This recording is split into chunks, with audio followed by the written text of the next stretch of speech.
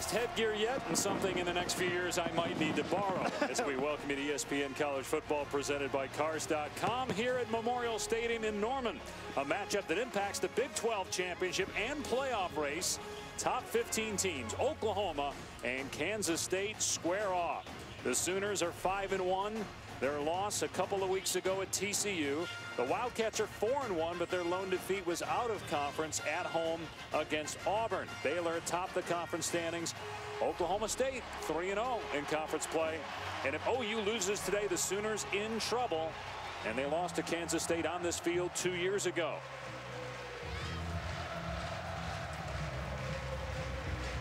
Kansas State won the toss and will defer. So the Wildcats will kick it away to Alex Ross, who is the best kick returner in college football. He has 2 returns for touchdowns, including a 91-yard kick return for a score last week against Texas. See if K-State tries to keep it away from Ross. Looks like he's trying to hide behind Deron Neal and wait for the kick to see which direction it goes before he gives away exactly where he'll be. Ian Patterson will kick it deep. And it'll be a touchback. It will come out to the 25-yard line for the Sooners. Dave Pasch alongside Brian Greasy. Kansas State kind of the forgotten team in the Big 12 when you talk about contenders. And Oklahoma looking to regroup. Yes, they won last week, but they needed a special teams touchdown and a defensive touchdown to beat Texas by 5. Well, and their coach has not been happy with their offense specifically. And I think this game is a turning point for Oklahoma. It's a turning point for Trevor Knight. They have got to win this game. Kansas State is not going to lose this game. We know that Bill Snyder and that team will be well coached. Oklahoma has to play a lot better on both sides of the ball if they're going to get this win.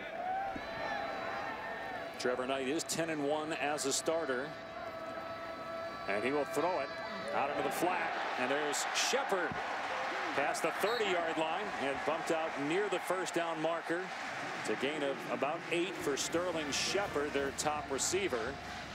And Trevor Knight struggled the last 2 games against Texas, only 129 yards passing, and then versus TCU, 2 picks, including 1 for a score in the loss.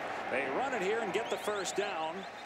And Samaje Perine, a true freshman, who is the second leading rusher in the Big 12, and he is a load. 5'11", 245. And you get the sense from Oklahoma right off the bat, to get some rhythm, they're going to go tempo. Knight pulls it back and throws to Shepard. Spun down after an 8-yard gain. Morgan Burns on the tackle. And it's critical that when you have 2 weeks where you struggle on the offensive side of the football, and everybody's talking about, you know, your quarterback and being out of rhythm, that you get him some quick throws to get him into the game early.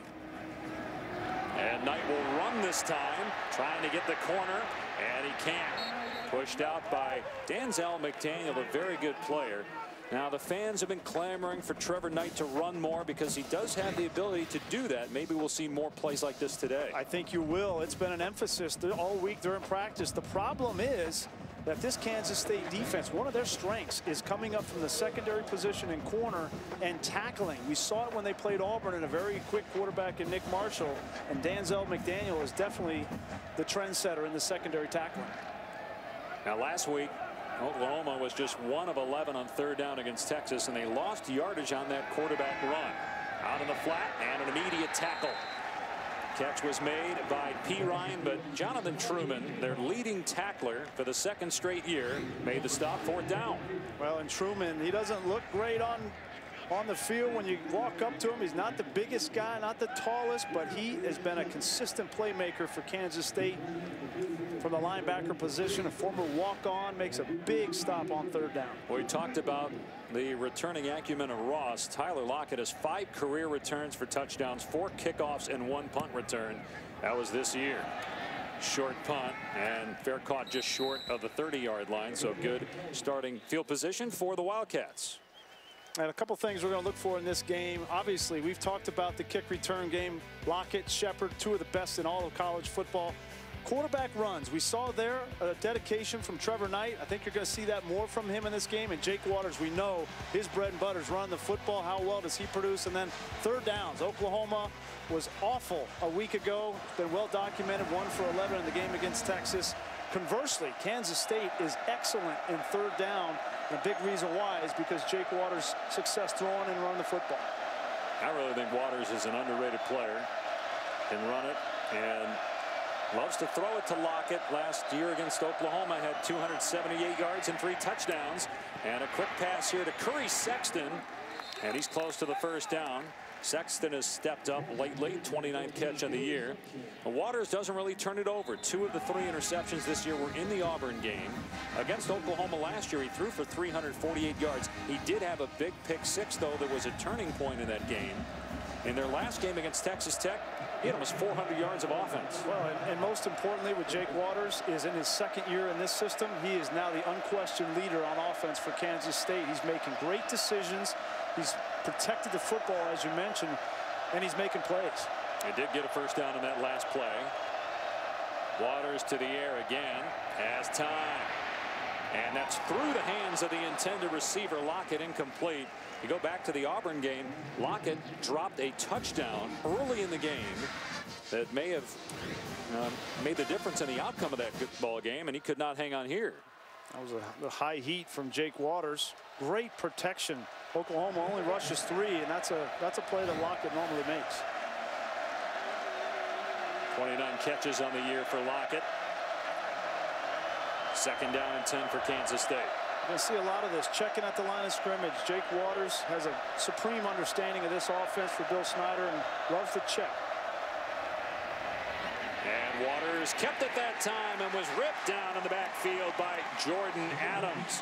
So that's a 3-yard loss. Jordan Evans on the tackle. It'll bring up third down and long. Jordan Evans is a former safety. See him, he's at the linebacker position. They also get Quentin Hayes, the safety, up. Both of them well played. One has the quarterback, one has the pitch. Quentin Hayes has really become a part of this run stop and defense for Oklahoma, and he's been a factor.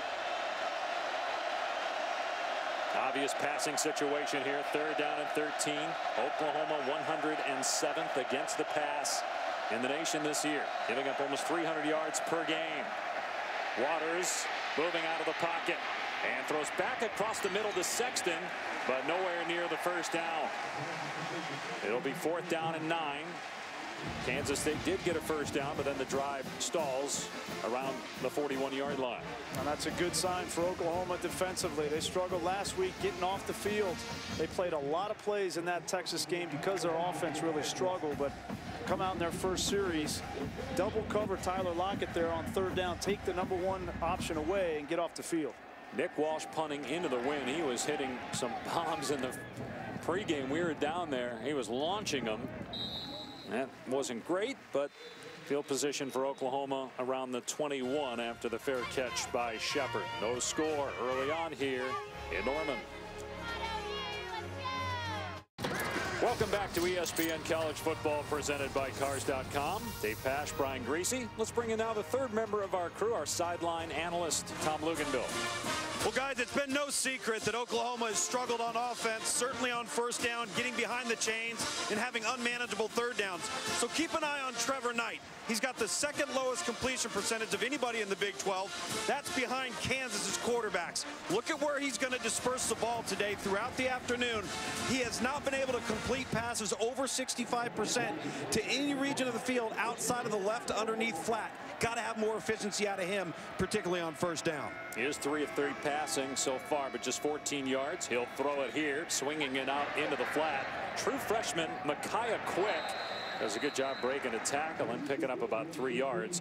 They'll get more action today as the Sooner coaches are looking for someone other than Sterling Shepard to step up at that wide receiver spot. Yeah, really the guy that stepped up, the #2 guy, has been Duron Neal, but they were hoping that KJ Young, the redshirt freshman, would be that third guy, and hasn't happened for young KJ, and so Micaiah Quick was going to get a lot of looks today in this game. They got 4 yards there. Going to be another pass play here. No quarterback draw, and Knight lunges for the 30-yard line.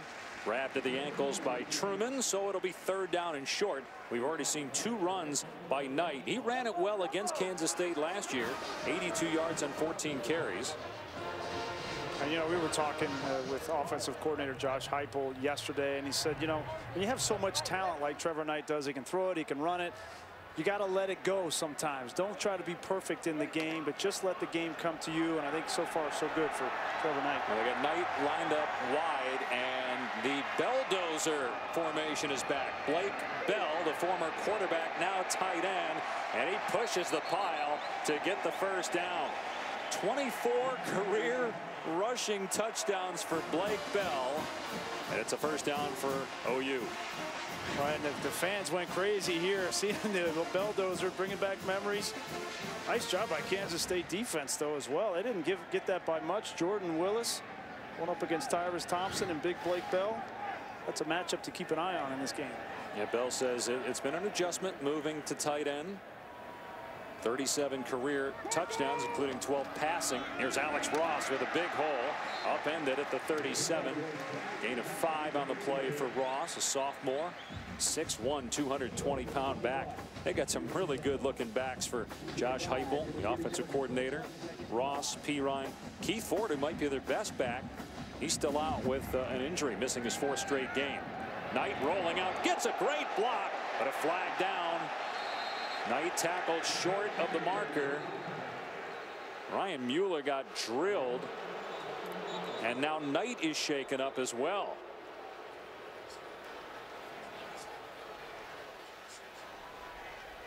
You would imagine an Oklahoma penalty.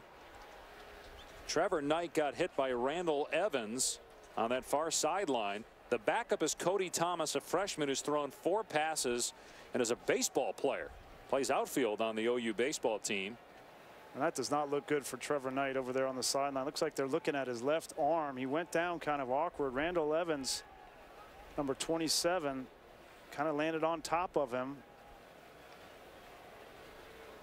You know, they didn't run Trevor Knight early in the season because Cody Thomas had an injury. It looked like he had his shoulder. He had his arm out in front of him there, and he came down right on his shoulder and got his arm caught. But they didn't run Trevor Knight early in the year because Cody Thomas was injured, and so they really didn't have a whole lot of backup options at quarterback. Now that Cody Thomas is back healthy, now you see 3 runs already for Trevor Knight. And Knight had some injuries last year as well, so those all factor into why he hasn't been running as much. Well, now they'll get second guessed by some fans because they've run him 3 times and now he's injured. And here comes Thomas, who played only 1 game, the Tulsa game. Was 3 of 4 in that contest. Now we got to clean up the flag. Targeting by blindside block. Offense, number 48. That's a big the loss. The previous play is under further review. That's their fullback, Aaron Ripkowski. They'll review this, but as of now, he is. So Mueller is trying to recover, right there. Trying to recover there, and his head was down, and Ripkowski kind of led with his head there.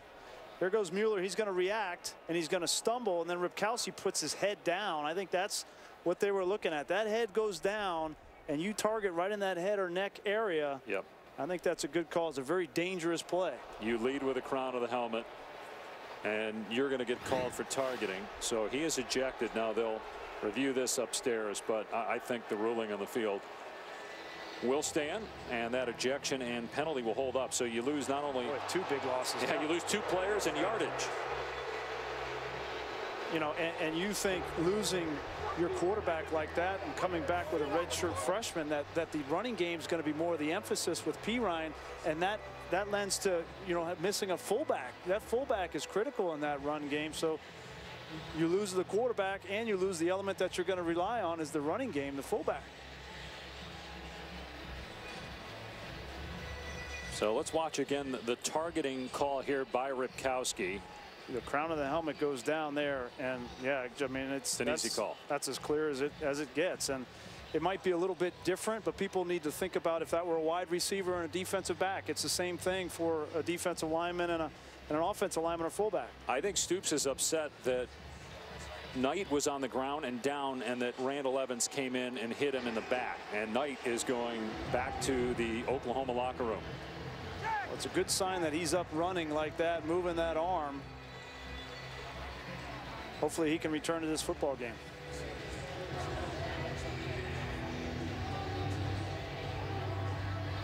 Let's look again at the hit by Evans.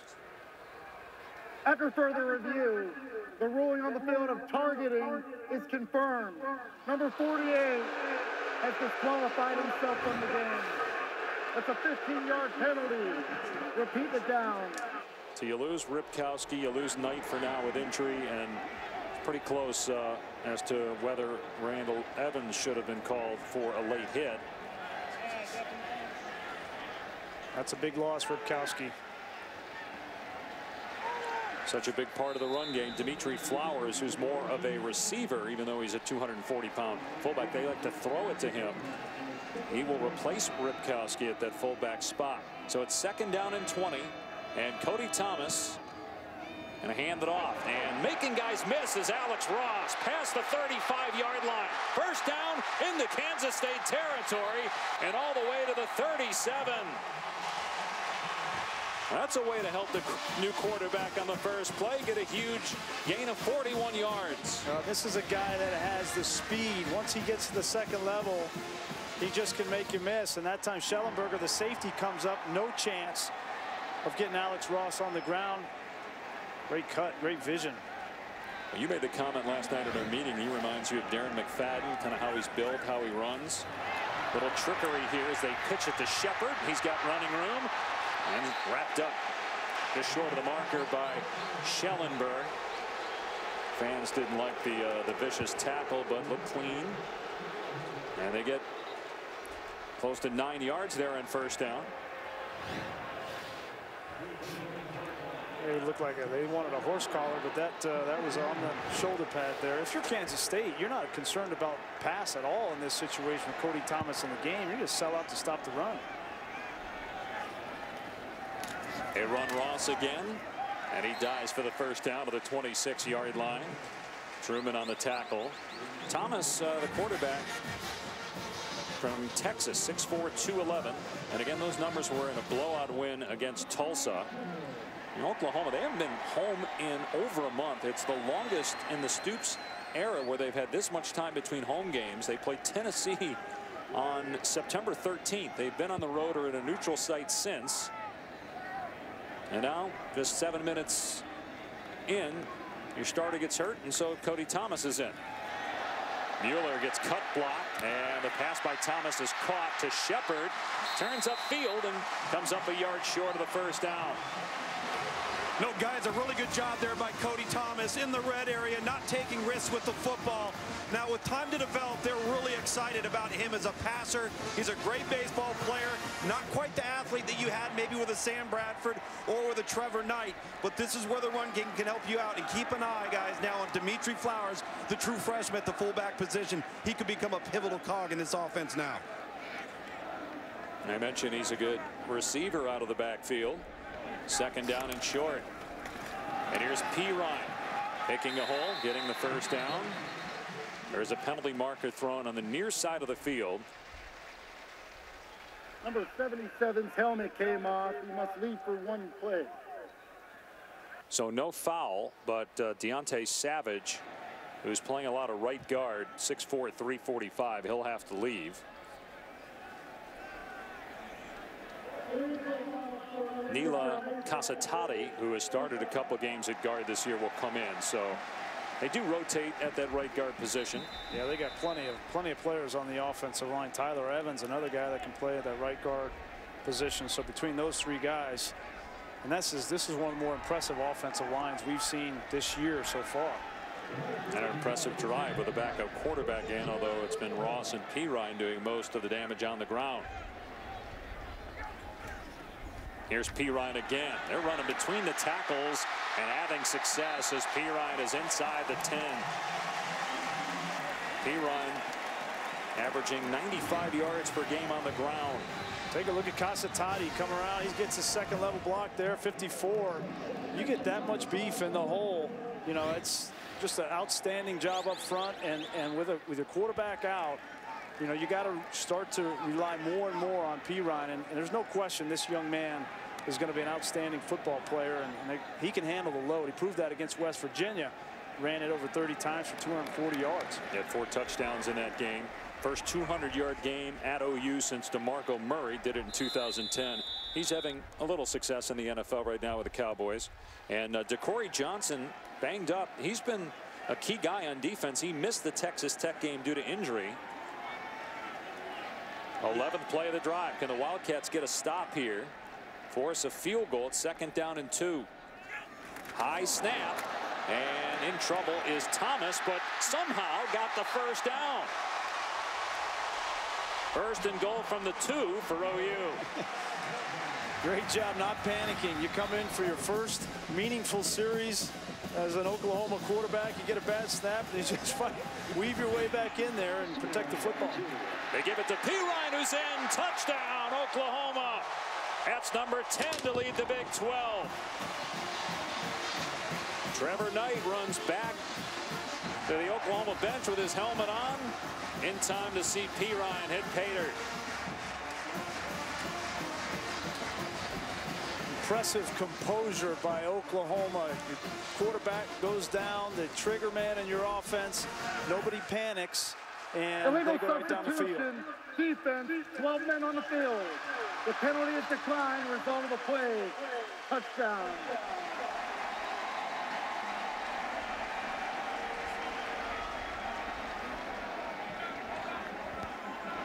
And we asked the question at the beginning of this game: how is Oklahoma going to respond to getting beat by TCU, following that up with a poor performance at Texas, and now they come out and have some adversity early on. Guy ejected, quarterback hurt, they go right down the field. Point after makes it 7-0 Sooners. But Cody Thomas, the freshman who had just played a handful of snaps this season, comes in for the injured Trevor Knight. And with the help of great play from Samaje Perine, leads them into the end zone. 7-0 Sooners.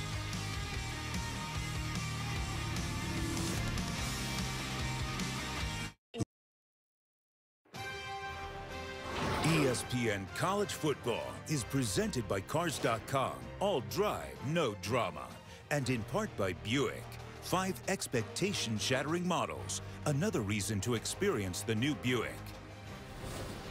Trevor Knight injured on this play where the fullback Aaron Ripkowski ejected for targeting. Knight came back out of the locker room just as Oklahoma was scoring.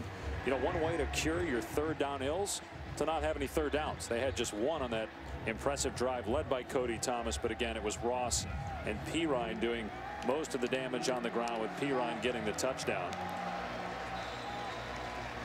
But Thomas was 2 of 2 passing, and as you saw, Knight 4 of 4 through the air.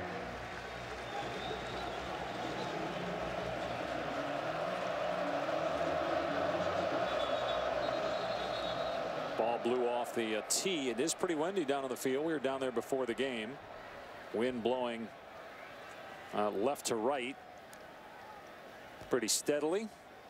Be interesting to see if both these teams continue to kick the ball to these returners, Tyler Lockett and Sterling Shepard. Lockett's got 4 touchdowns returns on kickoffs in his career. They want to be careful.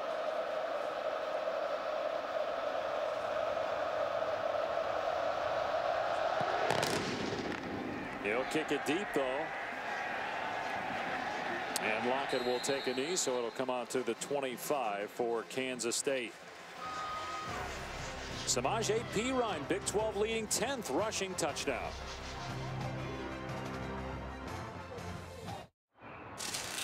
Reese Davis with you in the studio. Time for a Dr. Pepper conference update in the Big 12 in Morgantown. Baylor already up 7-0. Quint Trickett going to the nation's leading receiver, Kevin White.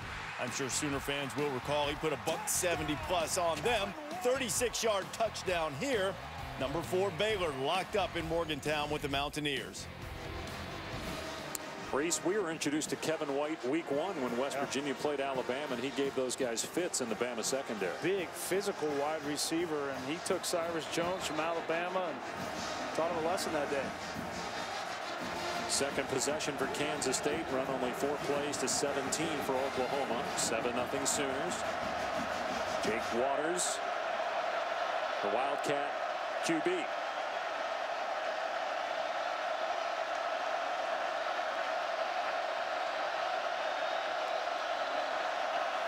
Play action. Waters with time and knocked away, incomplete on a pass intended for Lockett.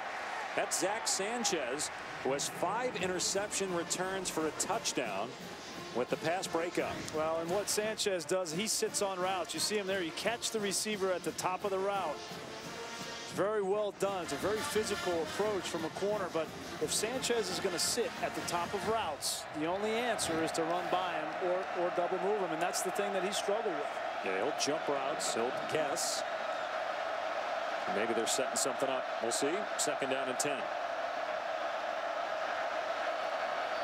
There's going to be a running play to Charles Jones. Finds a lane at the 35. Gets the 1st down out to the 38-yard line. So a 13-yard pickup for Charles Jones. Little change up from Kansas State. Look at the wide splits here. That is to try to get the defense expanded so you have these lanes in the middle. Great job. Gronkowski gets a block. Kleinsword gets a block. Little bit of a change up wrinkle that Kansas State uses effectively in this offense. But Charles Jones was hurt on this play. Went to the sideline. That could be a big loss. He's their Wildcat quarterback when they get down on the goal line. Has 8 touchdowns this year. A fresh set of downs here for K-State. And Waters thinking about running, now throws, and wide open is Gronkowski. Inside the 15, Gronk to the end zone. Touchdown, Kansas State. The youngest in the Gronkowski famous family, and he gets his first touchdown of the year. 62-yard catch and run. You have a quarterback like Jake Waters that's such a physical presence and runs the ball so well. You've got to be alert for play action, and this is just the play that Tim Tebow has made famous, where and Cam Newton did it as well, is you start to run that power as a quarterback, and Gronkowski comes out of the backfield, slips through the line of scrimmage, and there's nobody left. So Matthew McCrane on to tie it. And it's 7-7. Jake Waters with his 8th touchdown pass of the year. And Gronkowski is a weapon, not just running the football and blocking, but now you see him just slip out of there. There's nobody left. Very difficult for the defense to find him, and he shows he's got the moves on the second level to get the ball in the end zone. We're all tied up.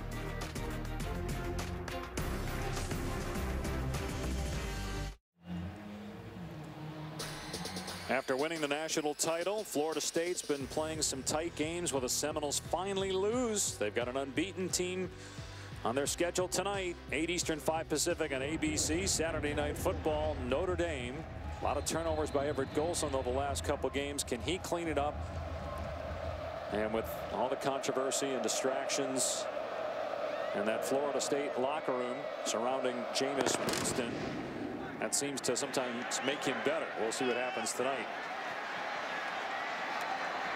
Here's Deron Neal, and he is brought down at the 21-yard line by Jonathan Truman. Let's go back and take a look at the touchdown. You can see Dominique Alexander's right here. This is Ahmad Thomas. They have got to respect the run game from Waters. Here's Gronkowski. He's just going to weave his way through and watch it. If you're Dominique Alexander, number one, you got to respect that run, and it's just great play design, great patience by Jake Waters to find Gronkowski downfield, and he does the rest. It's very difficult when you marry that QB power run game and the play action.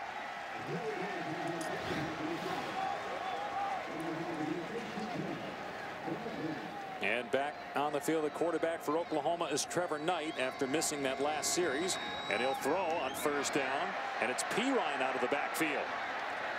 Hard to get him down, and Morgan Burns tried to drag him to the ground close to the 30-yard line near the 1st down marker.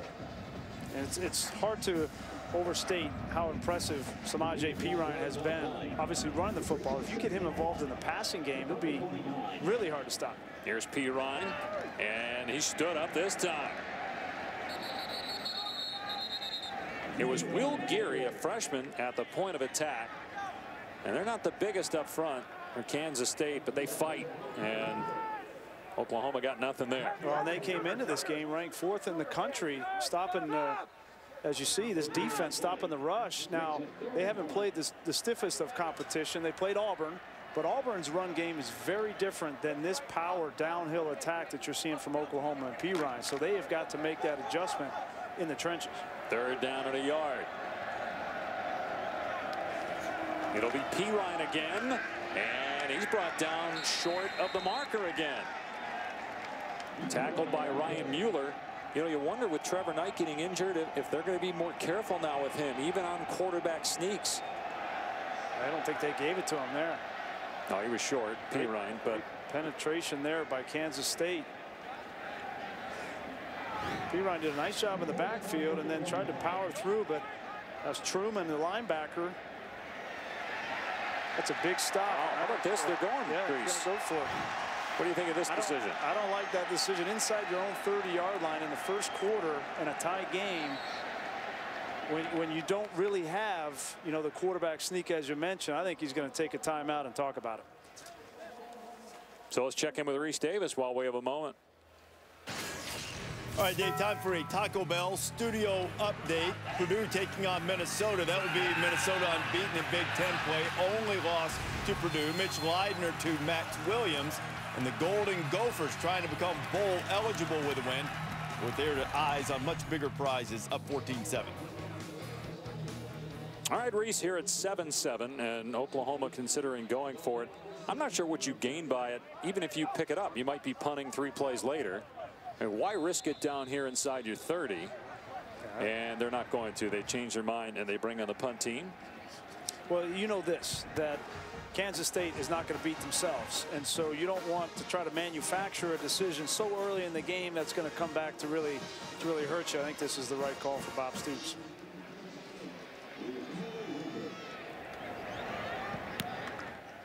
Another short punt.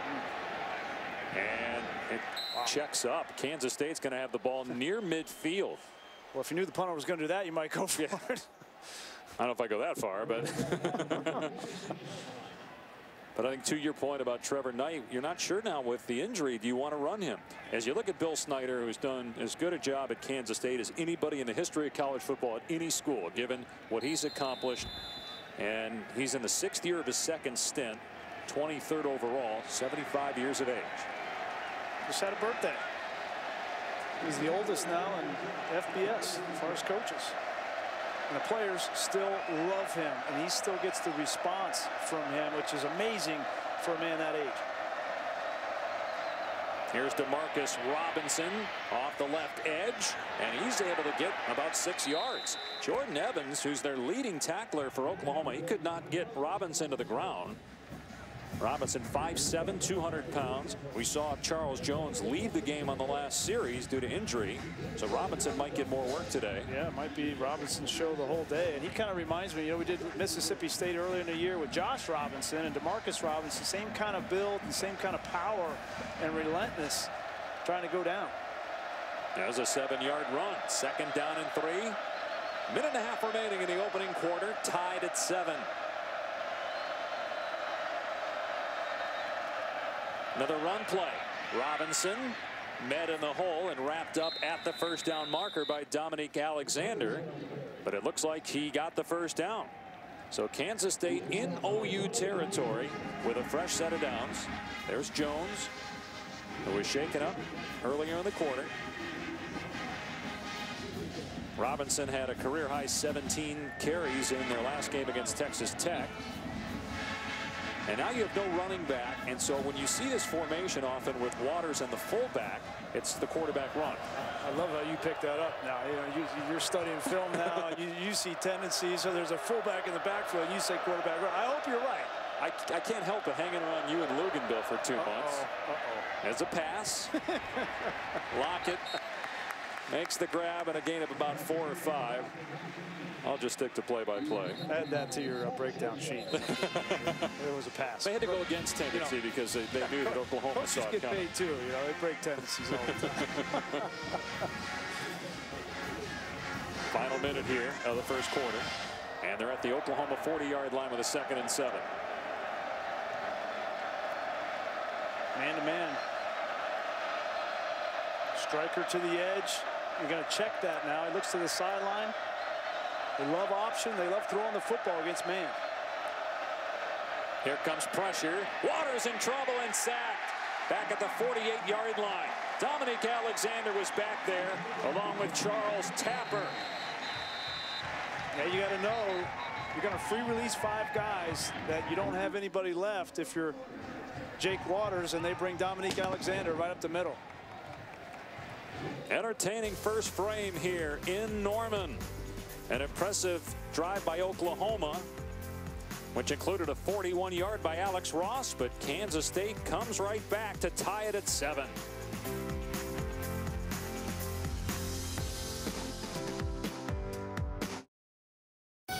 ESPN is your home of the new college football playoff. Celebrating its 10th year, sponsoring the Good Hands Field Goal Nets, Allstate makes contributions to participating universities' general scholarship funds for each field goal and extra point kicked. Since 2005, Allstate has contributed $3.4 million in scholarship funds. Dave Pasch, Brian Greasy, Tom Luganville in Norman. Start of the second quarter. Tied at 7 in a game with Big 12 title and playoff implications, especially if Kansas State wins, given that its only loss was against Auburn. 3rd down and 14 here. The Wildcats won at OU 2 years ago. It's like man-to-man coverage again. Lockett at the bottom of the screen. And here's Sexton. And he's inside the 40 to about the 39. So they might decide to go for it here. You know, they're inside that 40-yard line. They've had issues with their kicker. Their kicker has not been consistent. Obviously, Jack Cantelli has been replaced by Matthew McCrane. But if it was 4th and 3, 4th and 2, I think Bill Snyder might think about going for it. But 4th and 6, good idea to punt. Yeah, there's McCrane, who's long, by the way, on the year is 27 yards. He's only kicked twice after Jack Cantelli was benched following missing 3 against Auburn, including a 22-yarder. And that's into the wind, and there's a K-State player down there at the 1-yard line. Beautifully done by Nick Walsh. And Elijah Lee was there for K-State. You know, last year in this game, Dave, Oklahoma ran for 301 yards with power run game. The first quarter of this game, you've seen similar looks. This diamond backfield with the fullback and the tight end in the backfield. It's power downhill.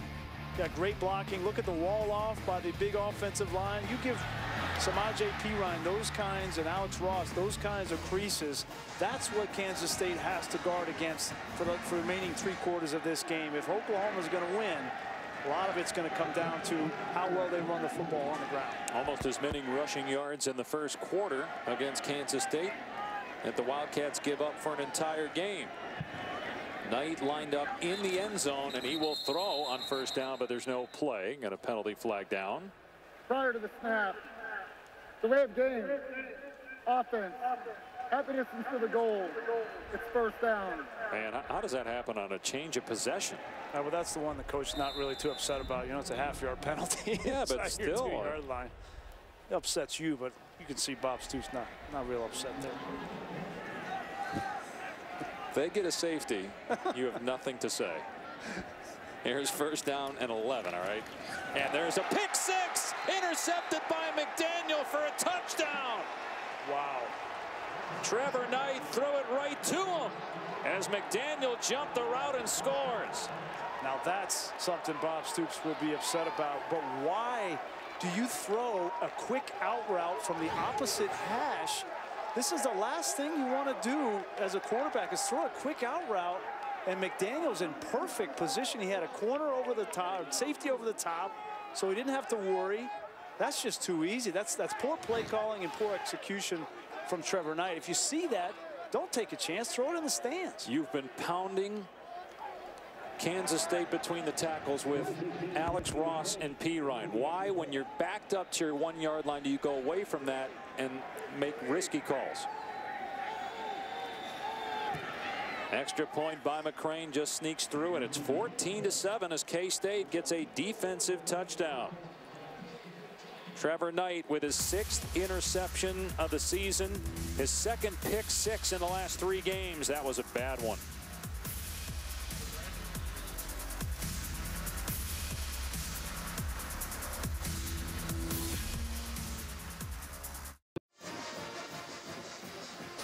Primetime doubleheader on ESPN tonight with Ole Miss Tennessee at 7, then at 10:30 at Stanford and Arizona State. Both games live on Watch ESPN. 14-7 Kansas State. Danzel McDaniel intercepts Trevor Knight, returns it for a score. But that all started with the great pooch punt by Nick Walsh. Downing it inside the 1 was Elijah Lee.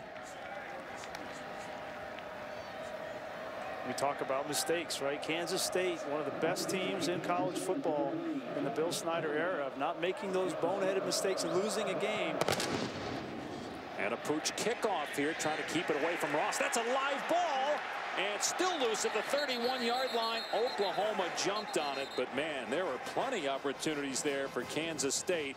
It was Dimitri Flowers who recovered it for the Sooners. Heads up play by Flowers. That was kind of took him by surprise. Take a look at this touchdown. This is a 4-deep defense, and as a quarterback, you have to understand in 4-deep, you can't just throw an out route without checking first. Now it's a poor route by Deron Neal. There's no question about it. He starts to break out. That makes it very easy for McDaniel. But as a quarterback, you got to know that you can't just throw it. Take a look at McNeil. Look at his eyes here. His eyes are in the backfield the whole time. Bates, the quarterback, and that's an easy touchdown for McDaniel. First interception return for a score for him. We talked a lot this week in our meetings about him stopping the run and being fearless and coming in run support. Did a good job in coverage there. He's just got a great feel for the game and is aware of his surroundings. After the play had ended, please reset the clock to 13:58. All right, so unnecessarily 22 seconds came off the clock. Oklahoma will have it on its 31-yard line. And the thing that really stands out about McDaniel is he's come out and said, as this year has progressed, he's a new player and he wants to set the tone on defense. He certainly did it. See if they go back to the run game after the pick 6. No, it's a pass, and wide open in the middle of the field is Bell into Kansas State territory to the 47-yard line. A 22-yard pass play. Just like we saw Gronkowski for Kansas State, it's going to be Bell off of play action. Truman, the linebacker, 21, has got to respect that run game, and they need Blake Bell to continue to make more plays. They go up tempo here. Another pass play and a deep toss. Shepard wide open. He'll score. Touchdown, Oklahoma.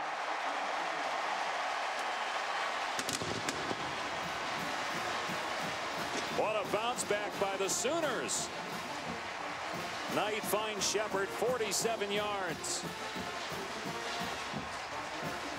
Find out something about your team. You find out something about your offensive coordinator, Josh Heupel. He and Trevor Knight make a mistake on the interception for a touchdown, and they come back in 2 plays. 2 great calls. Play action over the middle and then play action deep to Shepard. And Oklahoma's going to tie it up. 14 apiece as Sterling Shepard gets his 5th touchdown catch of the year. He's in the top 5 in receiving yardage per game. It's Morgan Burns on the outside. No reason to be jumping that route. And for Trevor Knight, couldn't be a better response to that interception.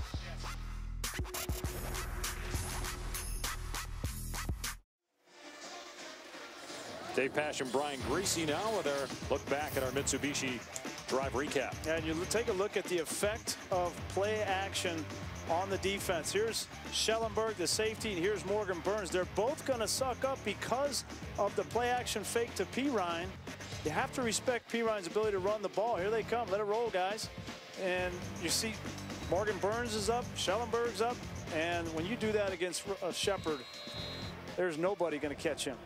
And Sterling Shepard over 2,000 career receiving yards, 7th all-time at Oklahoma, wears the jersey of his late father, Derek, who played at Oklahoma, and then later in life at age 35 died of a heart attack. And Sterling was basically adopted by the Oklahoma program as that kickoff sails into the stands. Will come out to the 25. And Sterling grew up around the Oklahoma program. and then signed to play for the Sooners, and he's had a terrific career. Junior from Oklahoma City.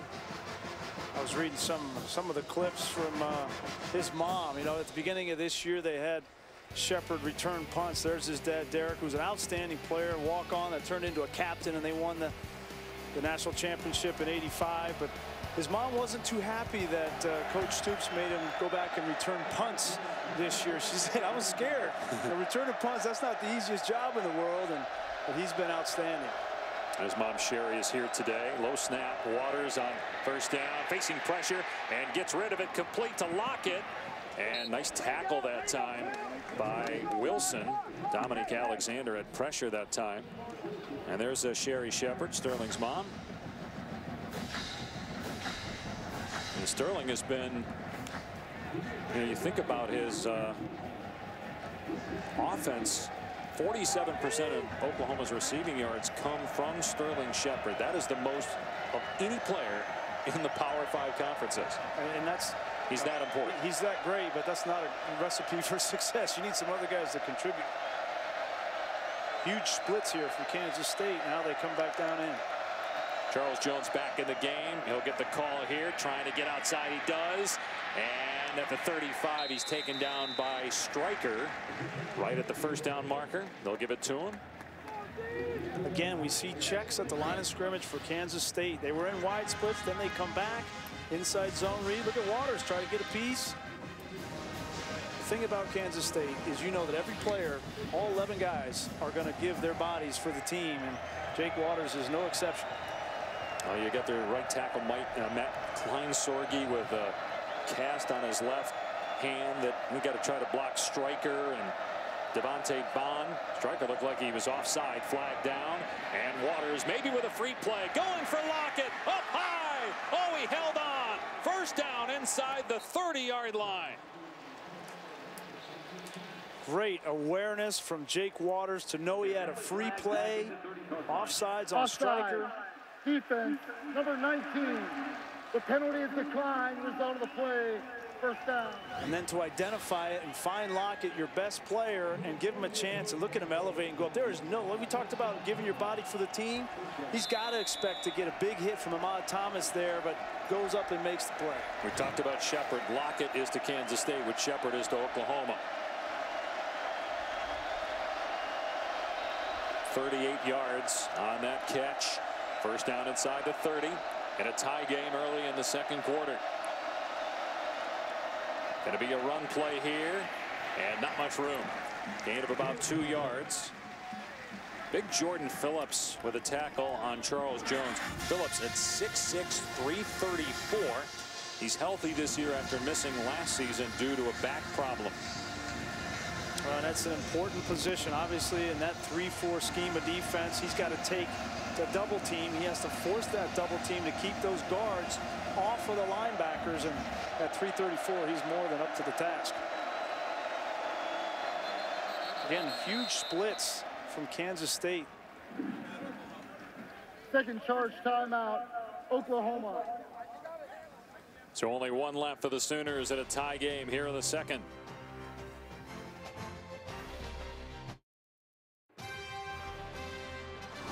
ESPN College Football is brought to you by Ford. Beautiful things happen when you go further. And Snyder's of Hanover. Taste how great a pretzel can be. Sterling Shepard with a touchdown. His late father played at Oklahoma. Tyler Lockett just made a big catch. His dad, Kevin, holds the school records at Kansas State for receptions, receiving yards, and touchdowns. Wildcats looking to take the lead on this possession. Second down and 8.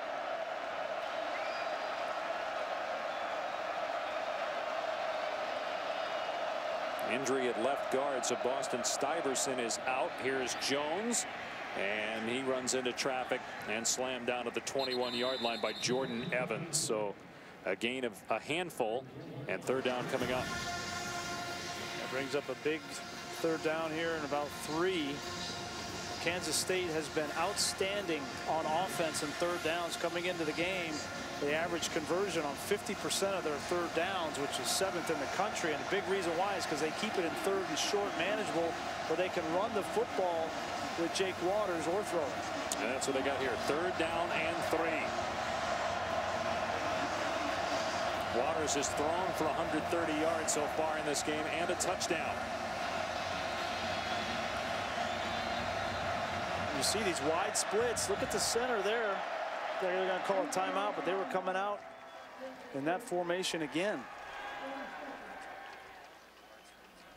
And I think those, those wide splits, sometimes, Bill Snyder will use that to get the defense, especially a 3-4 defense, to get those defensive tackles out wider, which opens the running lanes and the path for the fullback to get to the linebackers in the middle of the field. Take a look at this. Yeah, you see how wide those splits are going to be. And I mean, you could fit 2 guys in there between Hayes and Finley, 2 other offensive linemen. That's how wide they are. And Oklahoma defensively, they want the way that they line up. Those tackles have to expand with those guards, otherwise they'd be outflanked. So a little bit different look from Bill Snyder, but it's been effective for them in running the football. You got number 61 at left guard, Drew Little, in for the injured Stuyvesant. There it is again. In 3rd and short situations, I'd be really careful allowing those, because you got creases in there for defensive tackles to penetrate. And with their kicking situation being problematic all year, I mean, it's a 42-43 yarder. That's not a gimme with the way things have gone for K-State. It might be 4-down territory.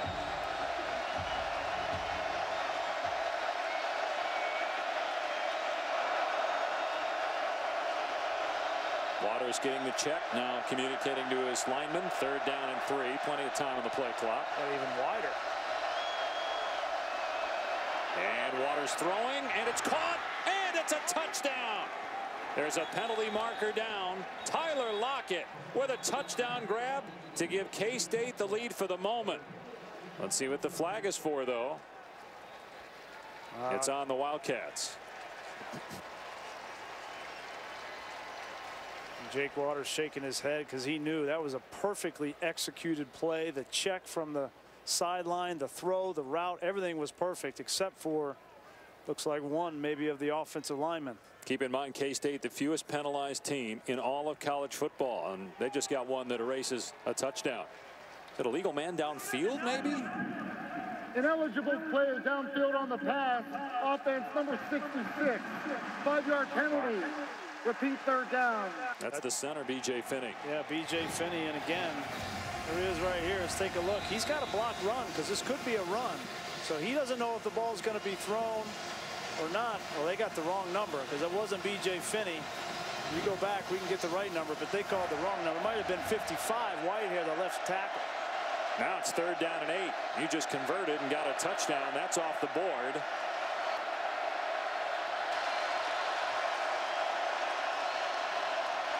Waters with time, and it's a 1st down catch by Lockett.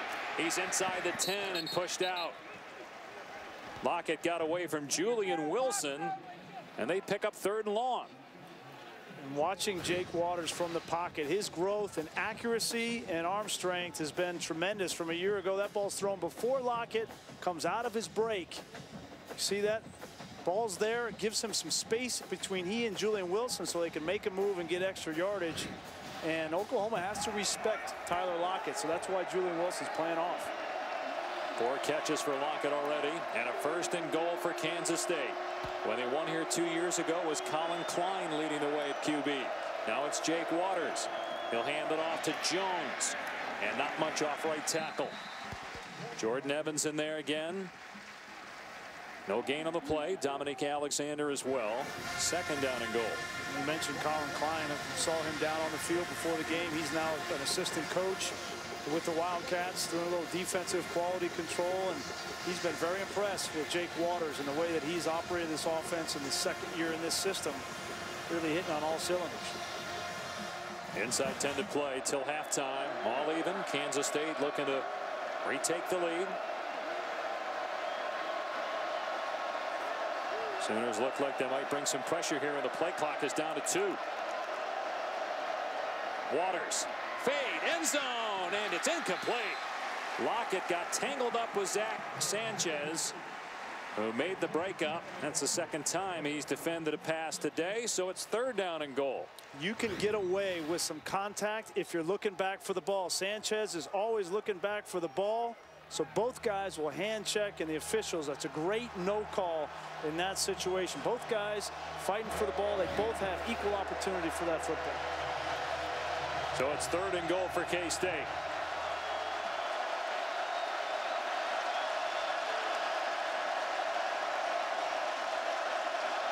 Waters to the air, to the end zone, and it's caught by Lockett for a touchdown.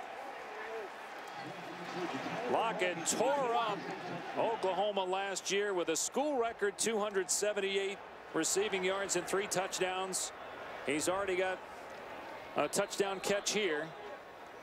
That's the second by Waters in the first half, and the Wildcats retake the lead. How impressive is that, to have a touchdown called back, then convert on a 3rd and long situation, and then on another 3rd and long, 3rd and goal from the 11 to knife that ball in the middle of the field. That is very impressive from Kansas State offensively. McCrane with the extra point, 21-14, Kansas State. And for all those people that say Jake Waters can't throw the football, read defenses. This is as tight as it gets down here in the red zone. You jump the inside route, and Tyler Lockett's in perfect position on the back end line, and Jake Waters is rolling.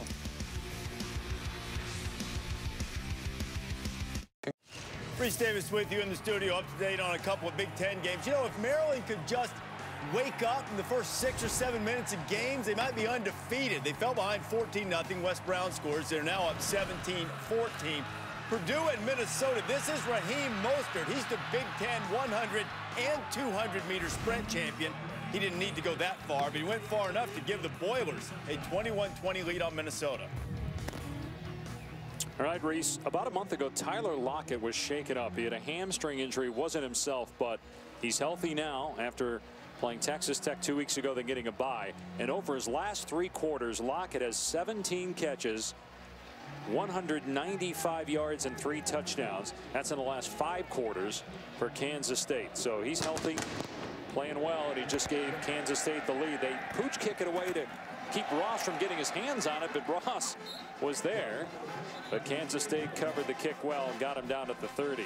You know, a big reason they were able to connect on that touchdown, it was protection. Take a look right here. Look at great protection. Only a 3-man rush from Oklahoma. Now look at the accuracy from Jake Waters. That ball is going to be thrown right in the window, knowing that that's where Tyler Lockett's going to end up. You pull the trigger as a quarterback knowing that that's where your receiver needs to be. That's a quarterback that's confident and has a receiver that's on the same page. But my biggest question, Dave, is why isn't Oklahoma rushing Jake Waters? You got Stryker and Grissom and these guys off the edge. You rush 3 and give them way too much time. Oklahoma with a first down. And getting out of there is Trevor Knight, and wrapped up for a loss.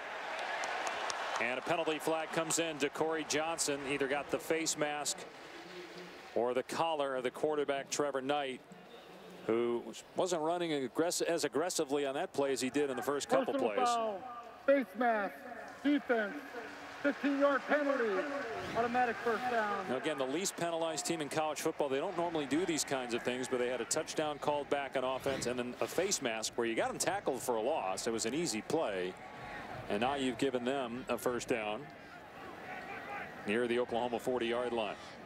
Actually out of the 45, excuse me.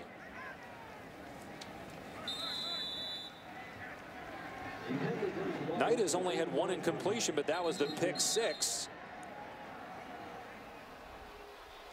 Now the officials having a discussion.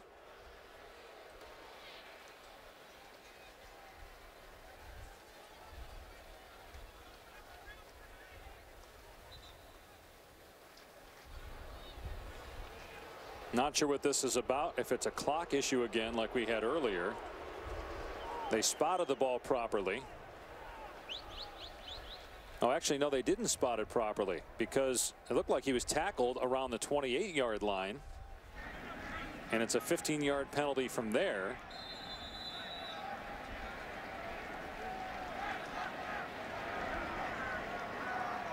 Play on. First down at the 45-yard line. And here's Shepard on the pitch. And Shepard, gets thumped that time by Dante Barnett after a gain of about 6. Here's Tom. No, following up on what Brian Griese was saying about pressure. With Oklahoma on the back end, Bob Stoops was talking to a young defensive secondary. As we see Trevor Knight here throw the ball out to Sterling Shepard on the perimeter. Talking about the defensive personnel in the back end, a lot of youth. They've had communication problems. They've had busting coverages. Right now, though, from a man-to-man standpoint, out on the perimeter, number 2, Julian Wilson, he's mismatched at 6'2", Lockett's 5'11", 175. He's just out-quicking them, and they're not aligned properly. Another thing, too, with those gaps, those wide gaps, there's got to be some A-gap pressures from Oklahoma to at least force Kansas State to account for blocking between both sides of the center. We saw Mike Stoops there, the D coordinator, doing the talking. We'll see if he adjusts. First down, OU, and here's Ross into the pile to the 41-yard line. Some great cat and mouse schematics going on between these two coaching staffs. And remember, Bob Stoops, Mike Stoops spent time with Bill Snyder on his staff, and these are two very sharp coaching staffs, and you're seeing some wrinkles that you haven't seen so far this season from both schools. You mentioned Mark Stoops. How about the job he's done at Kentucky? Big game tonight at LSU. 2nd down and 7.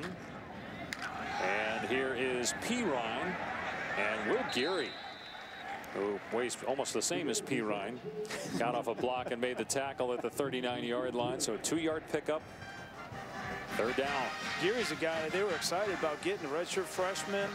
You know, he's not the biggest guy. That's Kansas State in a nutshell. A guy that works hard, that gives great effort. Not the biggest size, but he's a playmaker. 3rd down and 5. Can Trevor Knight make a play? Rolls to his left and keeps. And that was easy for Knight. He got the first down inside the 35-yard line. Jordan Willis, the defensive end, just got confused here. He's number 75. There, he's got contained, and there's nobody left. But that's the element that Trevor Knight brings that they need more of. Pirine trying to reverse field and fights to get back to the line of scrimmage. Tackled by DeCorey Johnson. So no gain on the play. 2nd down. Sorry, Dave. That's a play when you get that back going horizontal. That's a great play for Alex Ross because he's got that speed. But Pirine, I would just have him come straight downhill. He gets that momentum going in one cut. But you get him going sideways, that's the only way I've seen teams really stop Pirine. Well, he's only got 18 yards and 8 carries. They've done a decent job on him.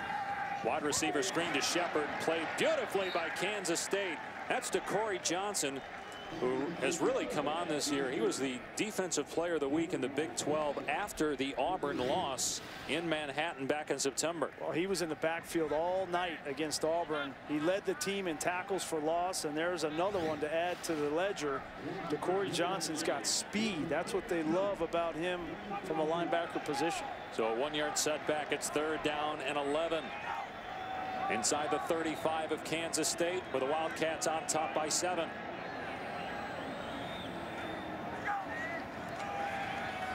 Knight has time, and Shepard is there to make the catch. Good throw by Trevor Knight that time for a 1st down near the 20. Confidence building throw here. Got Morgan Burns, who was beat earlier in the game for a touchdown to Shepard. He's got to begin to respect that speed and an easy conversion on 3rd down. Give credit to that offensive line, too, specifically Darrell Williams, the right tackle, big number 79.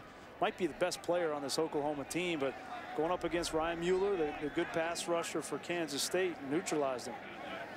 And Knight is now 10 of 11, made just that one mistake. It was an interception for a touchdown. Here's Pirine between the tackles, and again Kansas State is all over that. Randall Evans, who normally wears 15, as there's some pushing and shoving. No flag though. Yeah, Deron Neal getting into it with McDaniel. Just to finish up on the Randall Evans story, he normally wears 15, but he's wearing 27 today, as Kansas State is honoring a former Wildcat, David Garrett, who wore that number when he played for the Wildcats just a few years ago. He was shot and killed last weekend at age 26. So you saw no number, or no name, but Evans wearing the number. 2nd down and 9. after the 1-yard pickup and a timeout.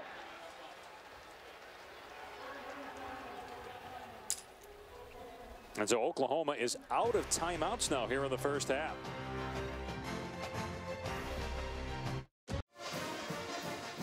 Baylor and Oklahoma State atop the Big 12 standings, both 3-0. Kansas State 2-0. Oklahoma 2-1.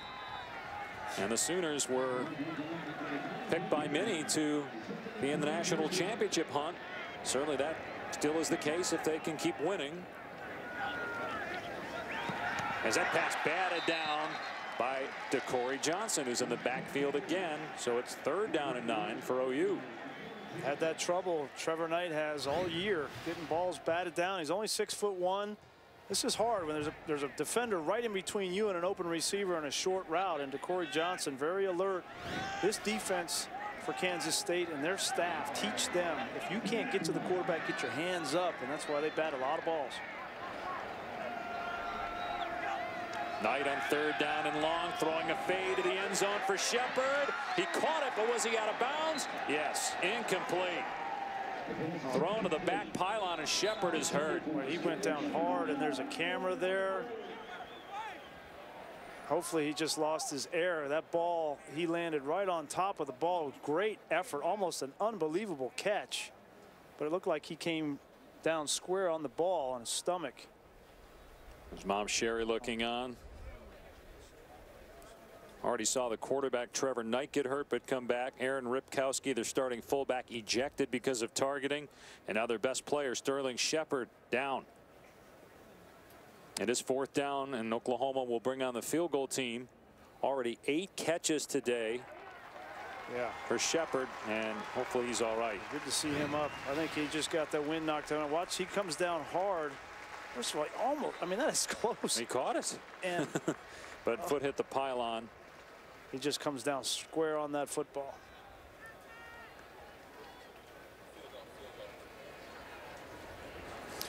Guys, Sterling Shepard just flat out landed on the lens of one of the camera operators down here, right on his right hip. I think partially stunned him. He's down on the floor screaming, "Get the cameraman out of here." I mean, good to hear that he's all right. Now, Michael Cunningham trying to tie the Big 12 record for most field goals made in conference history, and he does. It's now Honeycutt and Mason Crosby, who did it at Colorado. 71 career made field goals, most in the Big 12. Let's go to the studio and Reese Davis. Dave, despite 3 West Virginia turnovers, Mountaineers up on Baylor 14-13. Bryce Petty's going to find Antoine Goodley. Watch this block Corey Coleman makes right there on Terrell Chestnut. Now, initially, they called that targeting. But the tweak to the rule allowed them to look at it, pick up the flag, no targeting, good football play, touchdown Baylor. They're up by 6. And Oklahoma and Kansas State both played Baylor. Oklahoma has the Bears here. K-State has them at Baylor. It's Michael Honeycutt, career 86% conversion rate. Might be the best kicker in the country. It's Oklahoma within 4. And you know, keep an eye on that, because that's preparing for this game. The biggest difference between these two teams was that kicker and that kicking game, because you've got one of the best in all of college football, and then on the other side for Kansas State, you've got a guy who's a redshirt freshman who's only attempted 2 kicks. Yeah. Well, we wonder too, could Oklahoma win without a defensive score or a special team score? And they're trailing by 4. It's Kansas State that has the score on defense. And Lockett will not take it out, so a touchback. Time now for our Aflac trivia question. I don't think have we got one right all year? No, you're over. I cheat a little bit, so I've got a few right. At age 75, Bill Snyder, the oldest active head coach in the FBS. Who's the youngest, Grease? What do you got? Gosh. Well, the one that you said, Kingsbury. Yeah, I said that too yesterday. That's wrong. Well, so I'm the one that gets to be wrong on national TV, and you get to be wrong in the meeting and then get the answer? Those meetings are very important.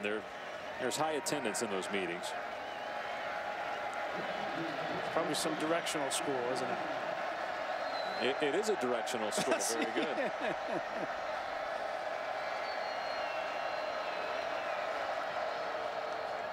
Kansas State runs it here. Robinson, and he is brought down after a gain of only a couple. All right, let's keep you from having to suffer any longer. Give me the school, I'll give you the coach. How about that? Western Michigan. Oh, the PJ coach. Fleck? Yeah. Wow. That's our Aflac trivia answer. PJ Fleck at age 33. Wow. It's not good when you're older than the coach. You're not the only one in this booth.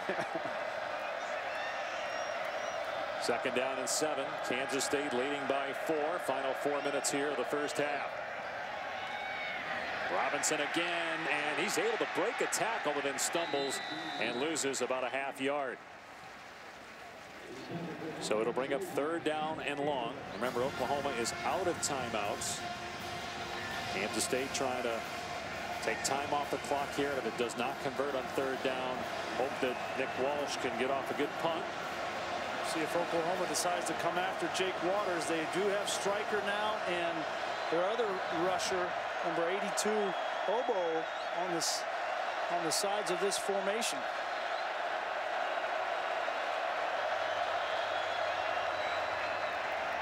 Waters moving to his right, and he's got to run now. Fake the pass at the end and is close to the 1st down. He was past the line of scrimmage. It's amazing how defenders fall for that. He's like 4 yards past the line. He pump fakes as if he's going to throw, and he got the 1st down. Wow. He's a gamer. He's very crafty, and you got to respect. It looked like it was a block. It was a great block by Robinson that allowed him to get the 3 or 4 extra yards. There's Robinson, number 20. That's what happened there, and just powers. Boy, that was a nice spot he got. I'll say that. They didn't measure. Signal 1st down. 2.5 to go. They'll keep it on the ground with Robinson. And gets about 2 or 3. You surprised that we're not seeing Waters throw it a little bit more downfield, or do you think Kansas State's just happy that at worst it has a 4-point lead at halftime? I think, well, the way that they've played offensively in the first half, and you know Bill Snyder's approach is they don't want to make the big mistake. They have thrown the ball down the field in this game off of play action almost primarily, and I think they're just going to continue to run their offense here with timeouts and 2 minutes left in the first half. And Waters calls it timeout.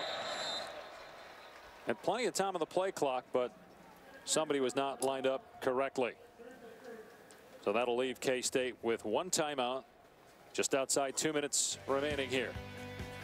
Take a look at our AP rankings brought to you by AT&T. Number 1, Mississippi State is off. The Bulldogs right now the best team in college football. Tonight on ABC, you got Florida State, Notre Dame. ESPN tonight at 7 Eastern. You have Ole Miss, Tennessee. 20-14 Baylor leading West Virginia right now. Alabama A&M, interesting game at 3:30. Who you got? Notre Dame, Florida State. Florida State. I just don't see Notre Dame. I think Florida State at some point is going to stumble. It may be in the playoff, but I just don't think at home that they're going to lose to Notre Dame. I think they just have better personnel. You? I picked Notre Dame. Ever Golson is playing outstanding at the quarterback position, and defensively, their coordinator Van Gorder, he'll have something cooked up for big Jameis Winston. Well, Golson has had trouble hanging out of the ball the last couple games. They fake the run, and now Waters in trouble, and down he goes back at the 32-yard line. That's a 5-yard loss. Geno Grissom, 2.5 sacks now in the year. Yeah, you can't let Jake Waters sit in the backfield. They bring Grissom and Zach Sanchez off the corner. I think Mike Stoops has had enough of Jake Waters sitting in the pocket, feeling nice and comfortable. He's going to start to bring pressure. 3rd down and 13. Minute and a half to go.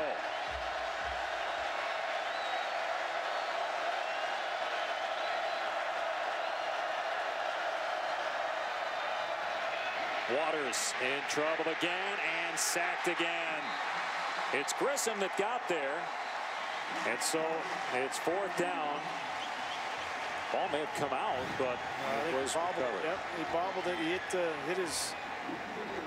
Wow. Looked like Grissom got a hand on there, but that 4-man rush from Oklahoma, when they have Stryker on the outside, they have Tapper, and they have Grissom inside, and they have Obo on the outside.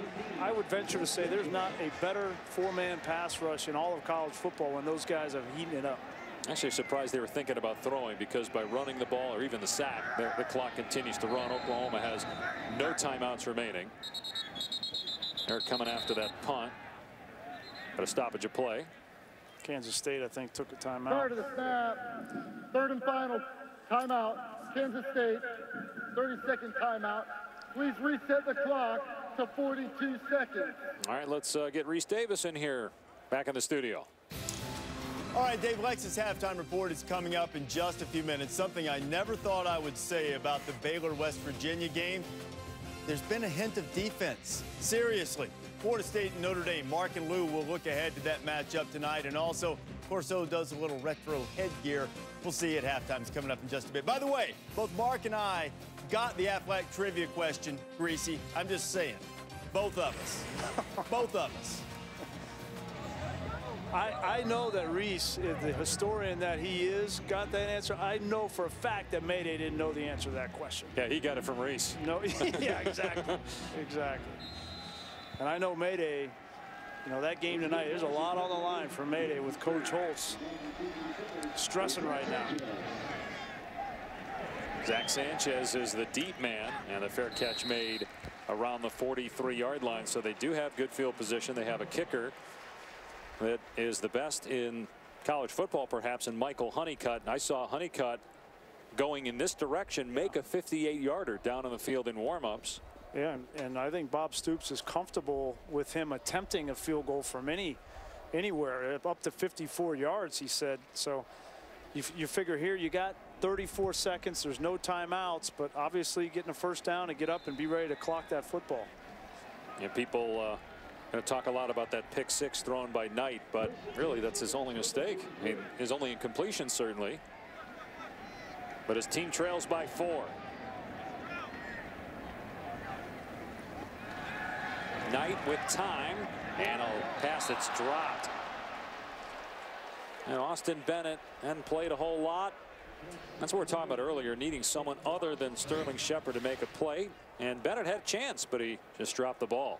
Well, and that's, you know, we're talking about 3 points here. We're talking about, you know, you catch that ball, get up, give your kicker a chance to make it a 1-point game, and that's why they need that consistency outside of Sterling Shepard at the receiver spot. And Shepard is out after getting injured on that last possession.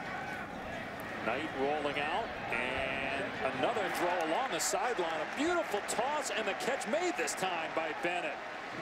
A great pass by Trevor Knight with pressure from Jordan Willis. Great job extending the play from Trevor Knight, and that's the way, young man, to step up. You drop one, come back, make a play. Knight pumps. Throw it away. And he will. Did he ever get outside the tackle box? That's going to be the question here. He got outside. The question is, did he go back in? He was almost outside the hash, and then he circled back. I think they're going to let him get away with it. Yeah, and there's Sterling Shepard going to the locker room. Remember, they lost Ripkowski, the fullback, due to a targeting foul. Trevor Knight was injured, but came back after one possession.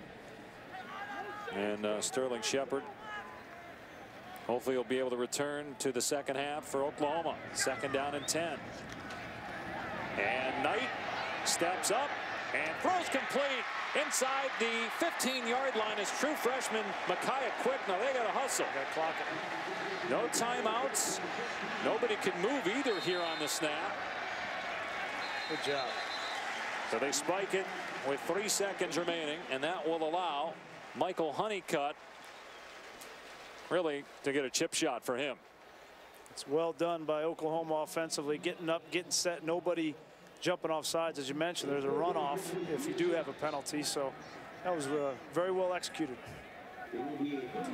Honeycutt 9 of 10 on the year. You see his career numbers, and with this one he become the all-time leader in Big 12 history in made field goals. 32-yard try, made a 38-yarder earlier, and he missed it. Missed it wide to the left. His only other miss this year was a block. And so Kansas State takes a 4-point lead into the locker room. It looked like he just hooked it. Looked like he was a little close to that ball, and you do not see that from Michael Honeycutt. Two big mistakes, the interception for a touchdown in the first half and that missed field goal for Oklahoma. All right, let's check in with Tom down on the field. Coach, a first half of a couple of big plays, one a negative, one for Trevor Knight. What did you say your quarterback to spark the scoring drive on the following series? It's a long day. You know, we got 3 more quarters to go. Pick your head up and keep playing ball, and we got to overcome it. Kansas State on offense has come out with a little bit of a different look up front with the wide split between your centers and your guards. What's your adjustment to that for the second half? Yeah, that hasn't been an issue as much as just some of the play action pass and sneaking the fullback down the middle. The splits haven't bothered us. All right, Coach, thank you. Oklahoma 5-1. Kansas State 4-1 and 2-0 in conference play. A game that certainly will impact the Big 12 championship. Lexus halftime report coming now with Reese, Lou, and Mark. A journey to the next great championship in sports. ESPN, home of the new college football playoff. New Year's will never be the same.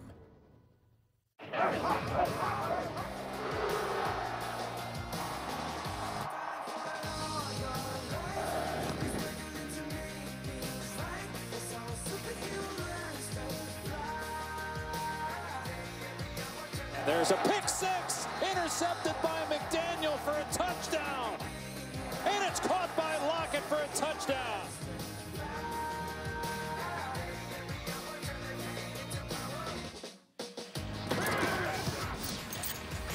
Welcome back to ESPN College Football presented by Cars.com.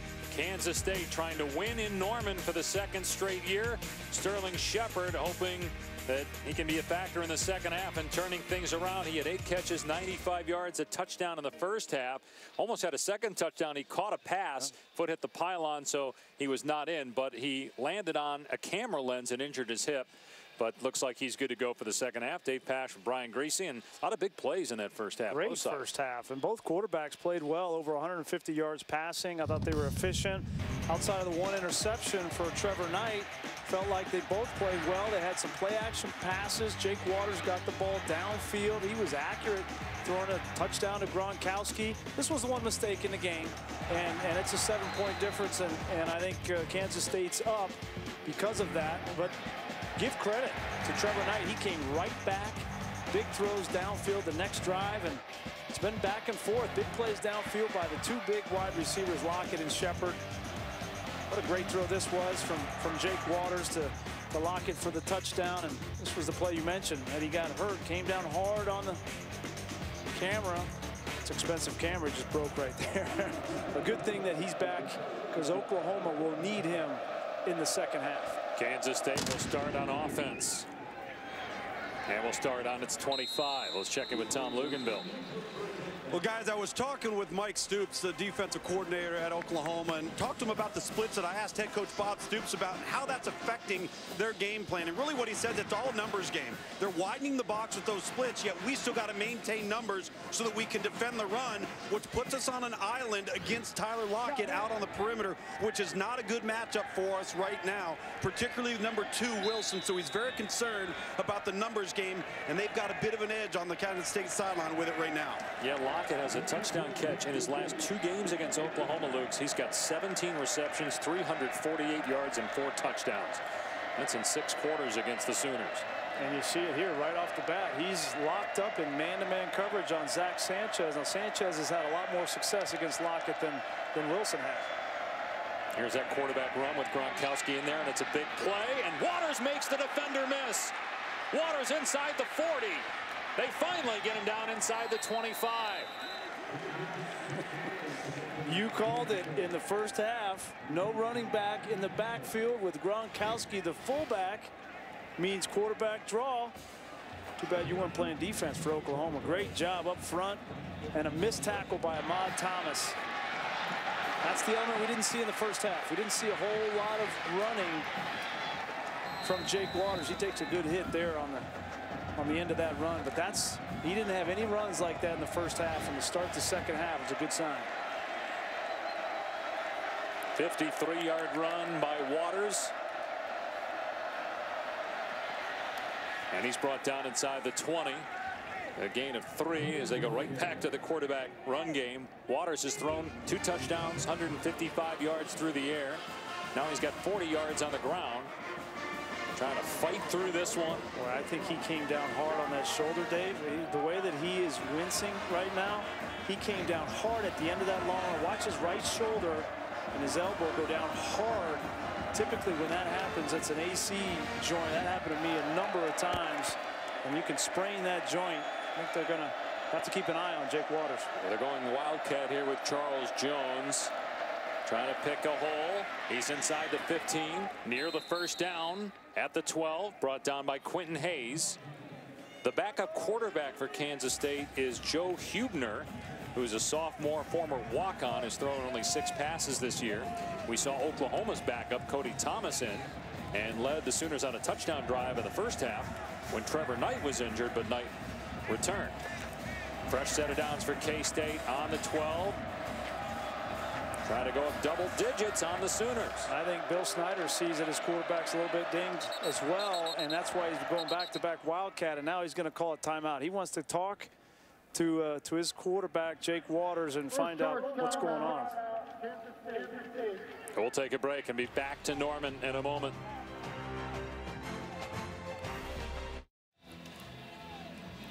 Here's the play where Jake Waters was injured after a 53-yard run, slammed into the ground by Stephen Parker. They call a timeout to look at his right shoulder as they have a first down at the Oklahoma 12. Yeah, the worst hit for a quarterback is to have that right shoulder or your throwing shoulder driven into the ground, and when the trainer comes and he's going to check, he puts his hand underneath his shoulder pad. He's trying to feel that AC joint, and if it's injured, it'll pop up.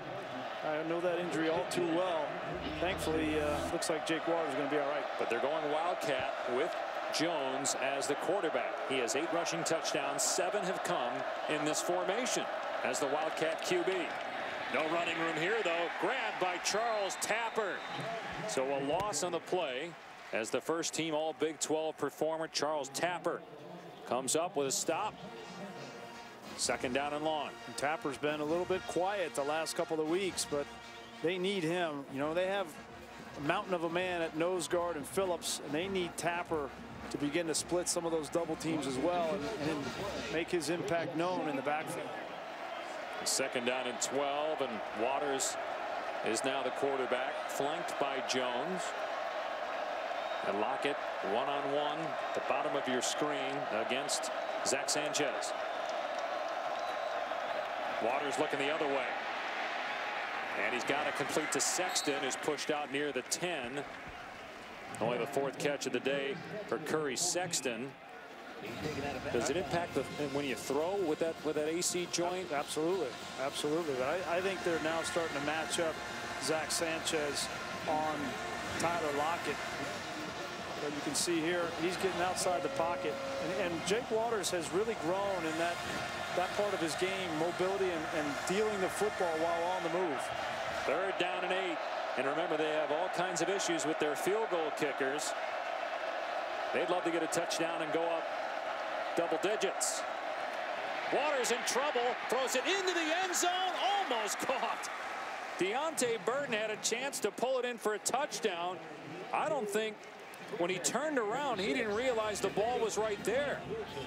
Waters doesn't look right. Jordan Evans got pressure, but watch the reception, or the near catch by Burton.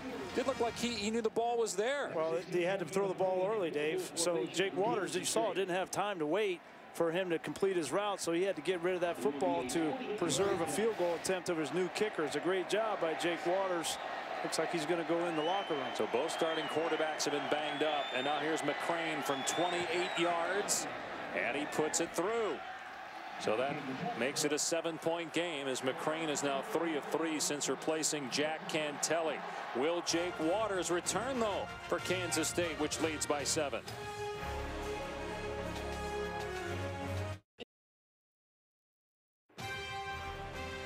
ESPN College Football is brought to you by New York Life Insurance Company and McDonald's. I'm loving it.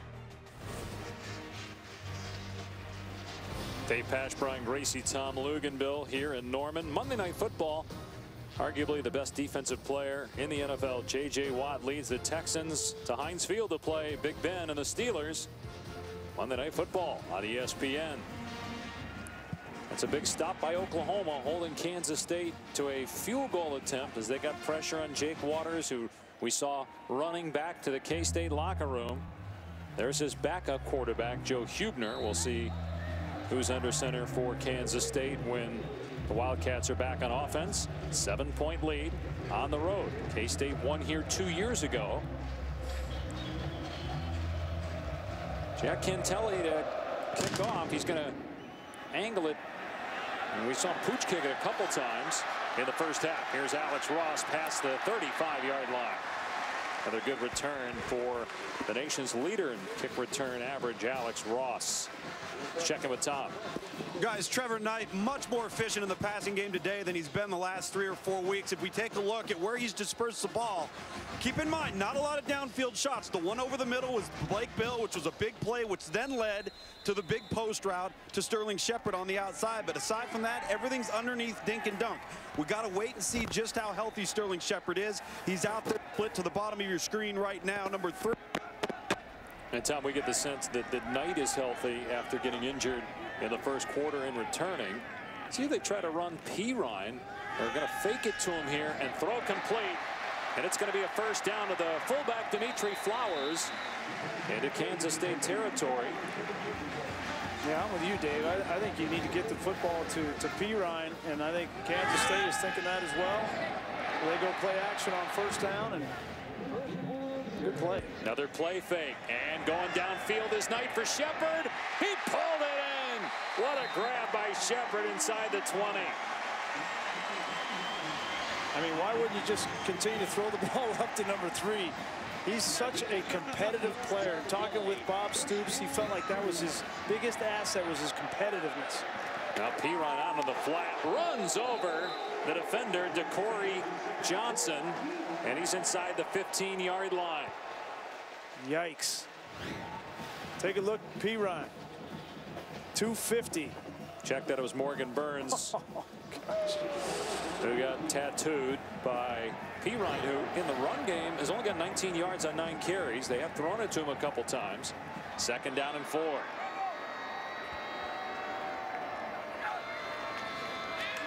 Pirine between the tackles and doesn't get much. But able to stretch forward and get close to the first down. Here's Waters back on the K-State sideline. 3rd down here for the Sooners, trailing by 7. Give it to the big man. And Pirine has the first down inside the 6-yard line. Knocked down by Barnett. 1st down and goal. Boy, twice now we've seen Oklahoma after Kansas State scores with explosive plays through the air. Middle field, deep, right? I mean, taking that shot downfield to Sterling Shepard because Kansas State's thin at the safety position without Travis Green in the game. Going to be Pirine again. Stacked up at the 4. Jonathan Truman in there, along with Willis. 2nd and goal. Now, Oklahoma in the Bob Stoops era has only lost 1 time at home against a ranked Big 12 team. That was against Kansas State 2 years ago. Will it happen again? Sooners looking to tie it up on this possession.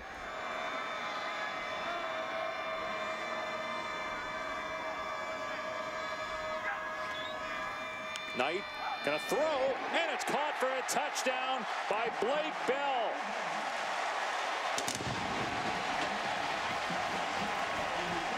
The former quarterback Blake Bell with his 2nd touchdown of the season, and the Sooners an extra point away from tying the game. A tight window. Bell wasn't open by much there, but he used that big frame, 6'6", and now he weighs 260 pounds after making the move to tight end, and an accurate throw from Trevor Knight. After playing 31 games at quarterback, it's Blake Bell's 7th game as a tight end, and after Honeycutt hits the point after, we're all tied at 24. Shepard with a big play after the injury to get him in the red zone, and then Pirine says, get out of my way.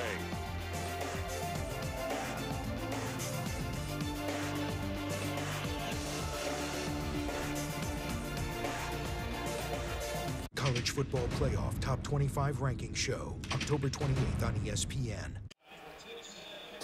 Don't forget tonight on ABC, it's Saturday Night Football with #2 Florida State hosting 5th-ranked Notre Dame in a battle of undefeated teams. 8 Eastern, 5 Pacific on ABC.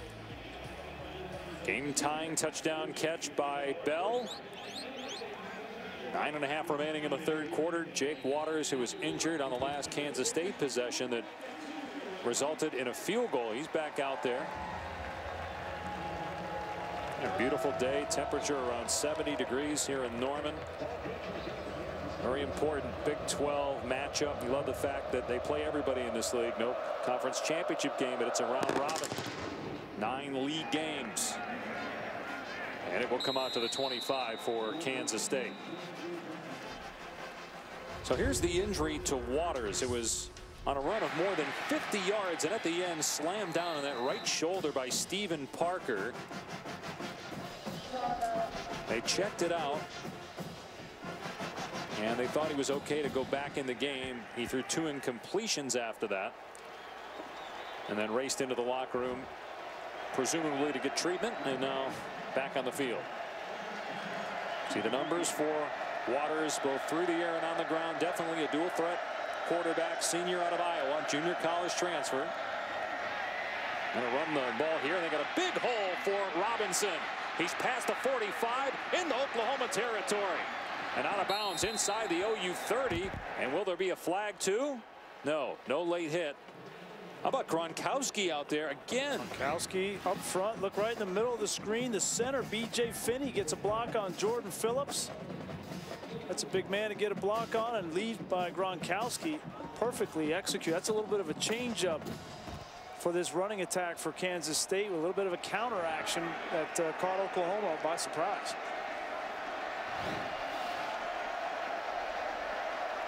"38-yard run by Robinson, aided by the blocking of Gronkowski, and B.J. Finney starting his 45th game at center. They'll keep it on the ground here with Robinson. Another big hole in the teeth of the OU defense, a gain of 9. You know, you mentioned Finney, and this is a big day for him. He lost his father to a heart attack, his father Jay, 10 years ago today. He says that he plays for his father, so you can imagine the emotions that he's experiencing in this game. Yeah, on both sides. You know, we talked about Sterling Shepard, his father, B.J. Finney. I mean, it's just a great story, those two guys, and to play college football in honor of their loved ones who have passed, and on a tough day like today for B.J. Finney, he's representing his dad well. Looking for a hole is Jones. He finds it for the first down. Pushed back and wrestled down by Alexander, but forward progress to the 25. So a 3-yard gain midway through the third quarter. Kansas State on the move. And that's a tough deal for Dominique Alexander. We mentioned it a little bit earlier in the game. He's playing with a big club cast on his hand, and to be able to wrap up some of these backs, and Jake Waters, you see it there. Without your fingers to be able to wrap up and grab jersey, it's very difficult to play defense, but such a good player. They want him on the field. Kansas State with more rushing yards than Oklahoma in this game, and Waters going to throw it here, and it's caught inside the 10-yard line by Curry Sexton. They've run that play a couple times where it looks like Waters is going to run. Well, it's impossible for Jordan Evans. You're going to see him. He's right here, number 26. He's got to play run, and as soon as he comes up, the ball just goes right over his head. I mean, you're in no man's land every single time they run that quarterback power read with the play action over the top. It's very effective. And boy, has Sexton stepped up as a number 2 receiver. 5 catches today, had 9 and 2 touchdowns against Texas Tech, 11 catches against Auburn. And it's first down and goal for Kansas State. They got 2 tight ends right now in the ball game. And here's Waters behind Gronkowski, and it's a touchdown. The quarterback run. Jake Waters with his 7th rushing score. And the Wildcats are back on top. So much for defense, right? In the Big 12, we saw it with TCU and Baylor. We didn't expect to see it in a game like this, Kansas State and Oklahoma, with two defenses that are pretty good, but that was right down the field for Oklahoma and then right back for Kansas State on the ground, play action. Very impressive. And I think at the end of the day, these two quarterbacks really are feeling confident. Yeah, both played well, had a mistake by Knight, but you could make the case that was on the coaches as much as it was on him for that pick six down on the goal line. That was a 5-play, 75-yard drive that took 2:35 off the clock. Waters with the rushing score, and K-State leads on the road.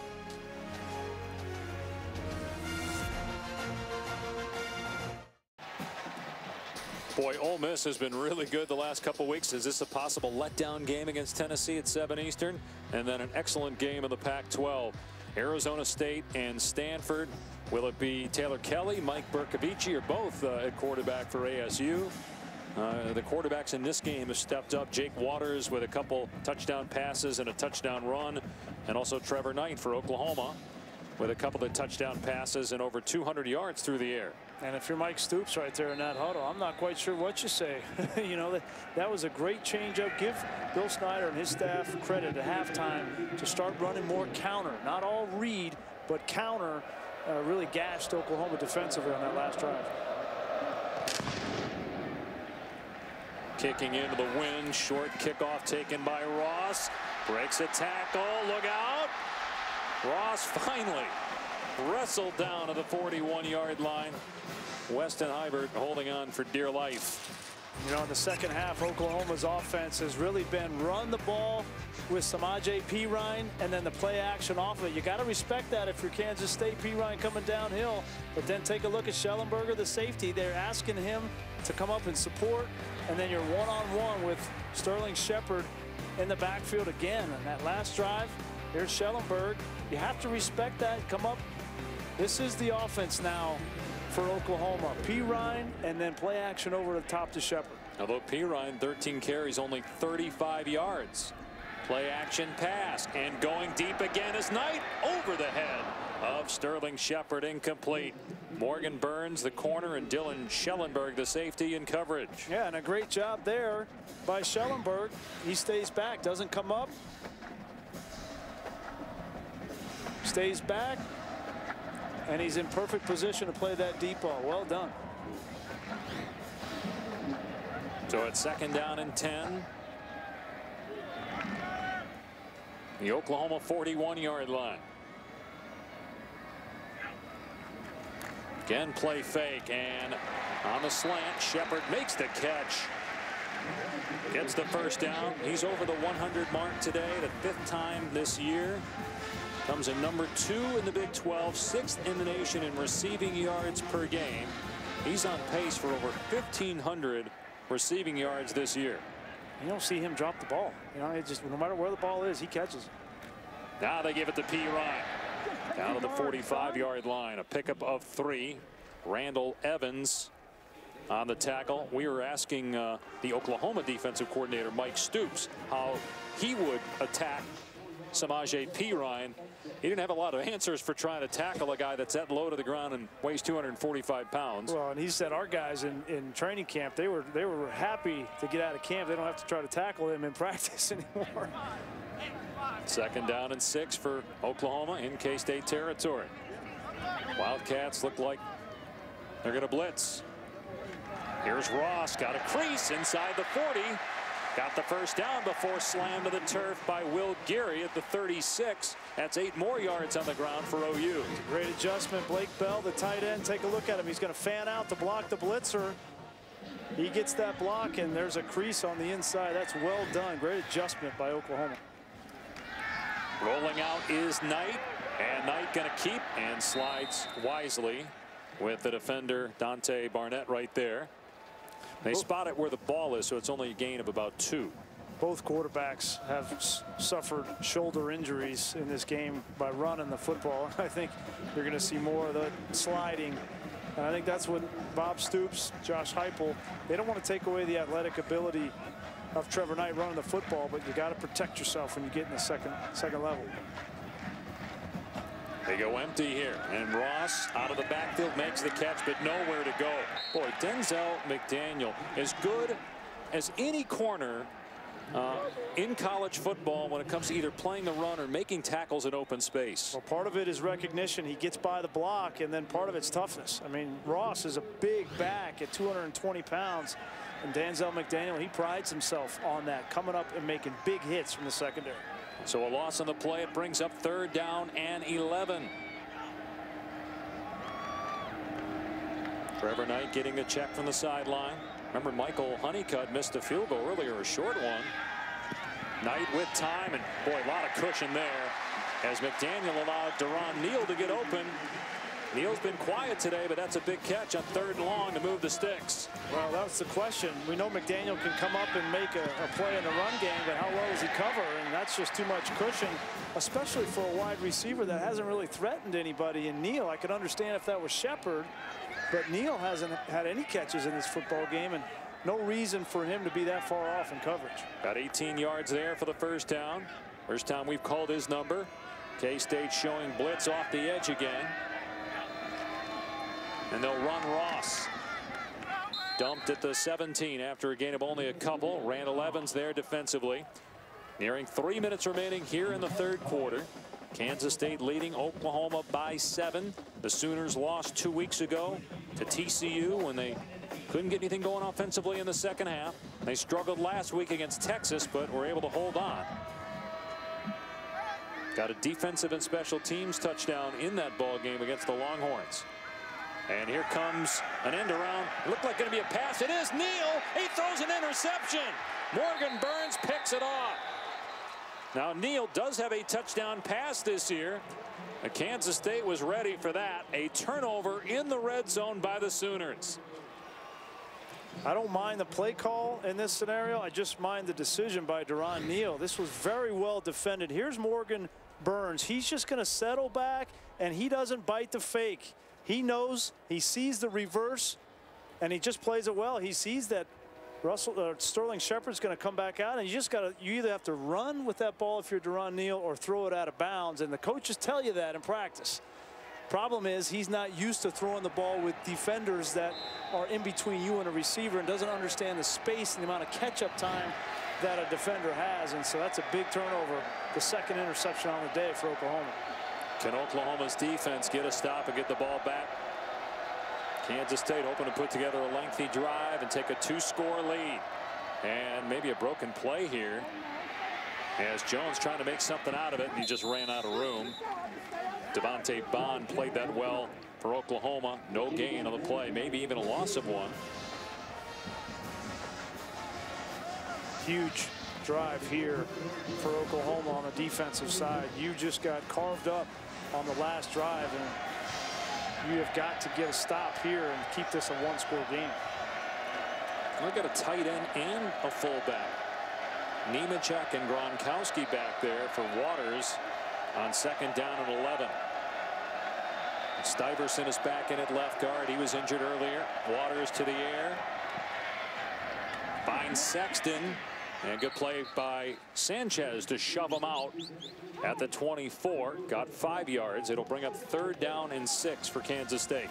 I've been impressed with Jake Waters' arm strength to be able to throw that ball out there.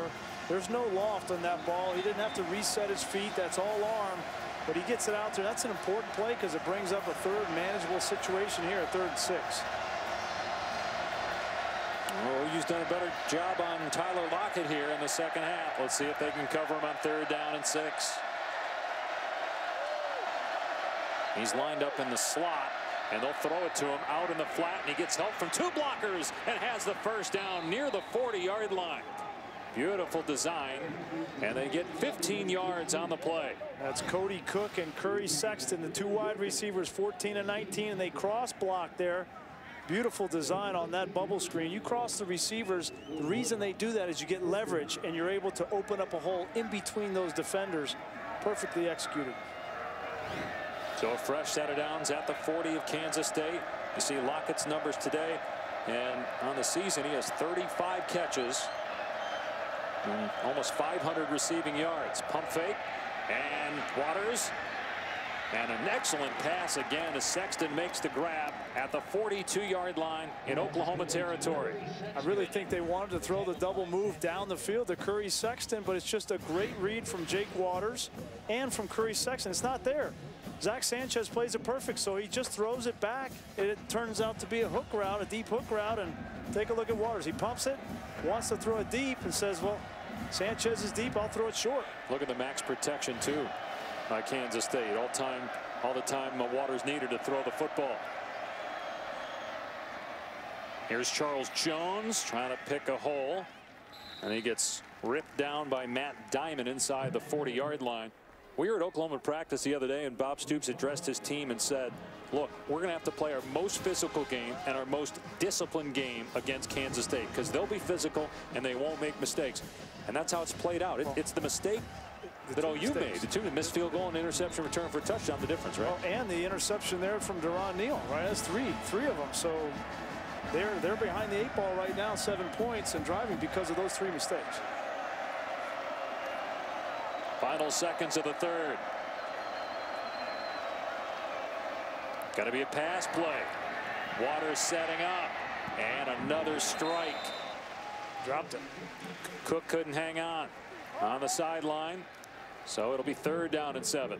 But again, no pass rush. I can't understand why they're not getting Stryker and Grissom to rush the passer. And this ball is perfectly thrown. Look at all the time he has to throw that ball. And Cody Cook,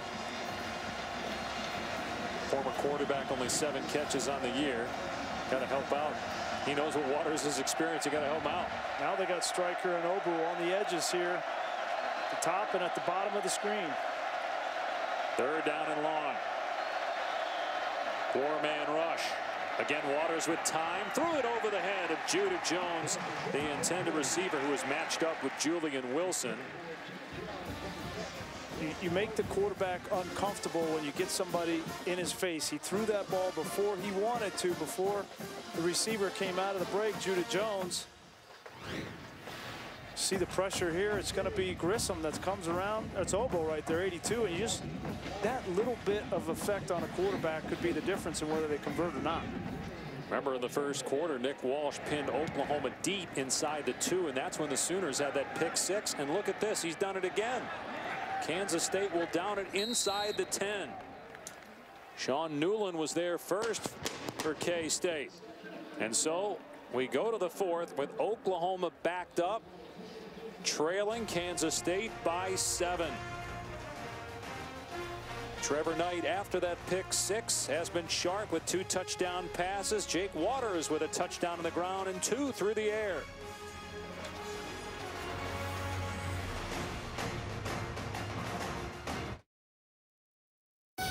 ESPN is your home of the new college football playoff. So many games that impact the playoffs today in the Big 12, and then tonight in Tallahassee. Number 2 Florida State hosts 5th-ranked Notre Dame. Saturday Night Football on ABC at 8 Eastern. This game today between Oklahoma and Kansas State, not just Big 12 implications, but certainly it impacts the playoff picture, especially if Kansas State can win, as Mueller jumped offside. Now Blake Bell may have drawn him off, and it will be on Oklahoma. Full start. Offense, number 10. At the distance of the goal. It's 1st down. So think about this. Last year, week 8, at this time, Michigan State was unranked. Auburn was 24th. Miami and Louisville were in the top 10.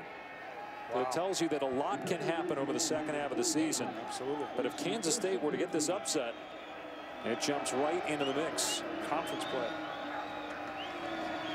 They're going to throw from the end zone, and it's caught by Shepard and tackled at the... No, he didn't go down.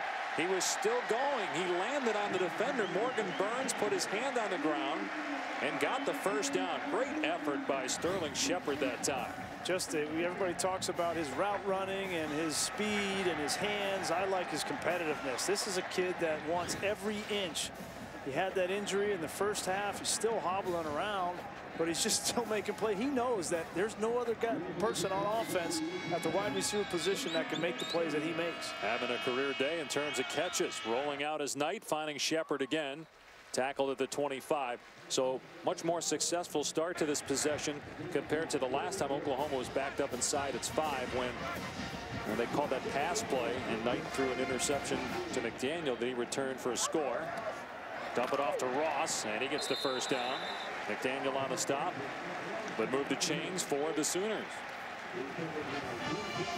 Oklahoma trying to go up tempo here, keeping Ross on the field. Pirine has not done much running the football. 39 yards, so we'll let Ross have a try. He breaks a tackle, keeps his balance. Finally cut down at the 47, but that's a gain of 16 or 17 yards. It's a good sign at the start of the fourth quarter for Oklahoma. You got a guy in Shepard that's given maximum effort. Take a look at Ross. He's refusing to go down, spinning, giving his body up for the team. This is an Oklahoma team. We question how are they going to respond after the loss to TCU and looking terrible on offense against Texas. They've come out in this game, and you found you have some leadership in a couple of these guys. Over 400 yards of total offense for the Sooners today and a first down.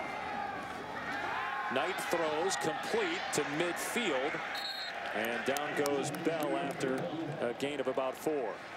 Really like the decision by offensive coordinator Josh Heupel to speed up the tempo a little bit. And you can see it in the swagger and the body language of Trevor Knight.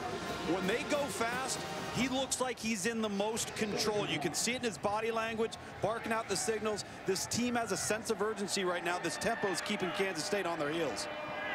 And they're on the K-State side of the field. Pirine is back in the game. He'll get the carry here straight ahead, and boy, is he hard to get down. He had 3 Kansas State guys wrap him up, and Pirine at 240 and moved everybody and got 10 yards on the play. Well, if you're Josh Heupel, the hope is that as you get into the fourth quarter, this big offensive line and this big back, number 32, start to wear down on Kansas State defensively. But I know this, in talking with Bill Snyder during the week, they don't rotate a lot of guys on defense. They trust the preparation and the conditioning of their front 7 to play 4 quarters and play it fast. Knight getting the check from the Oklahoma sideline. Play clock down to 5. Got to hurry. Play clock at 1. They just get the play off, or did Oklahoma call a timeout? There's a flag on the play. Oklahoma did call a timeout, though.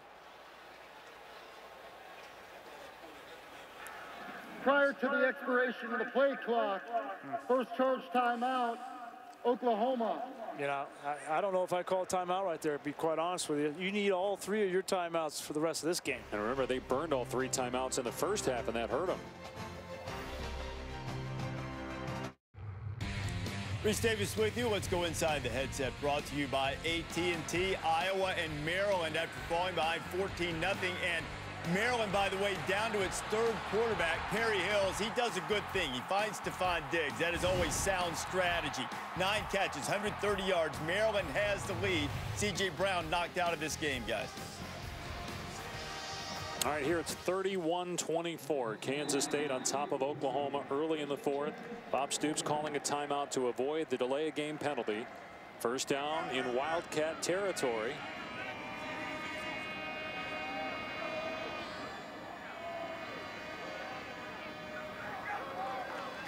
And Knight will hand it off to Pirine, and again finds no running room.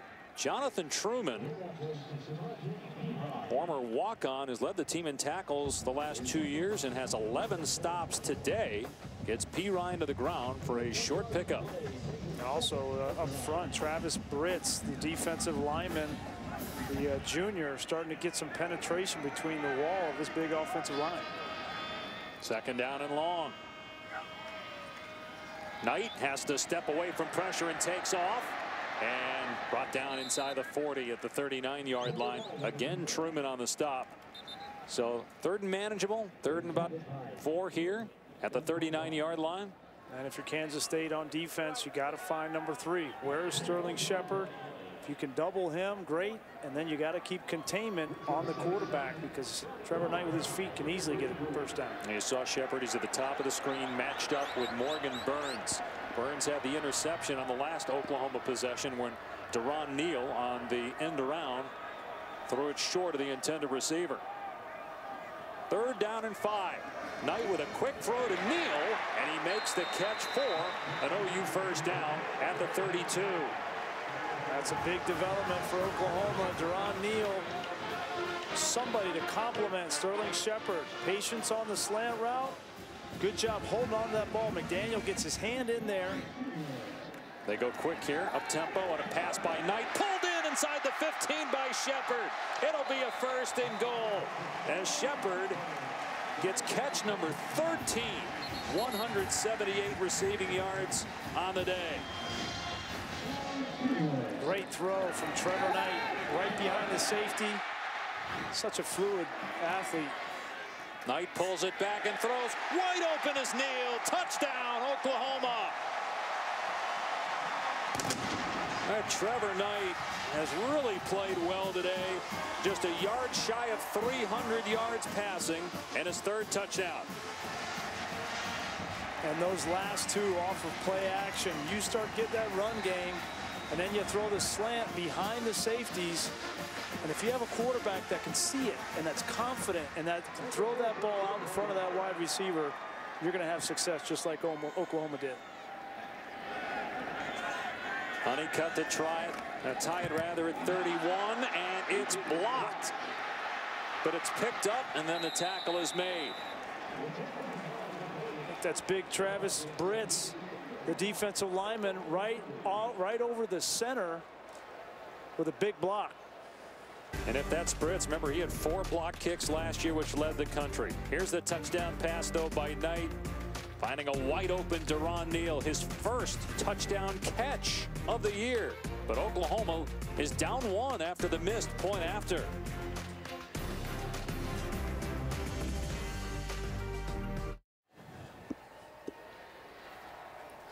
Big touchdown by the Sooners, but they get a blocked extra point. There's Travis Britz right there over the center. Watch him get skinny. The Savage, the left guard, doesn't block down. And Travis Britz has made a career doing this. 4 blocks a year ago. And if you don't, I don't understand how you're not ready for that with Travis Britz, because that's all he does. And that time, Savage, Deontay Savage, the left guard, just a lapse, a small lapse like that, small error leads to big things, and that could come back to haunt the Sooners. Very cliche to say that, you know, we thought the game would come down to special teams, except when it actually does come down to special teams. Yeah. And a missed 32-yard field goal by maybe the best kicker in the country, Michael Honeycutt, who is tied for the all-time lead in field goals in the Big 12, and then the blocked extra point. And it's Kansas State by 1, 10:35 remaining. We have not seen Tyler Lockett get a return yet. Nick Hodgson trying to keep it away from him. He's got 4 returns for touchdowns on kickoffs. Will he get a shot here? Here comes Lockett. And he's hit at the 10. And doesn't make it to the 20. Great coverage by Oklahoma. It was Stephen Parker down there for the Sooners. We've talked all game about how play action affects the secondary for Kansas State. That's Schellenberg there. You're going to see Deron Neal just runs a slant route right behind him. Schellenberg responds, and it's an easy throw for Trevor Knight. And finally, Oklahoma is getting a complimentary receiver to Sterling Shepard. Maybe it's Deron Neal. Off of play action, Knight has been fantastic today. Kansas State ball, leading by 1 at its 15-yard line. Waters will hand it off to Robinson. Able to power ahead for about 4 yards to the 19. Kansas State has run the ball pretty well today. 144 yards on the ground. Oklahoma's at 149. This is the worst starting field position for the Wildcats today.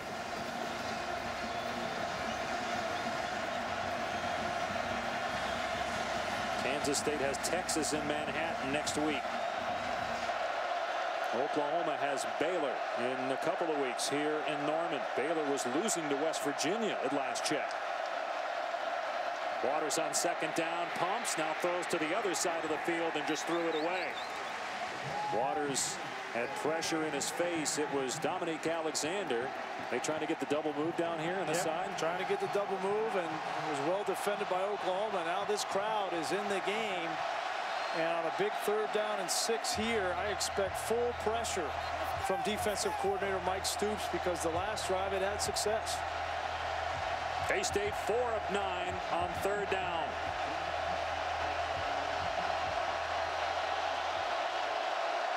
Speed rushers off the edge.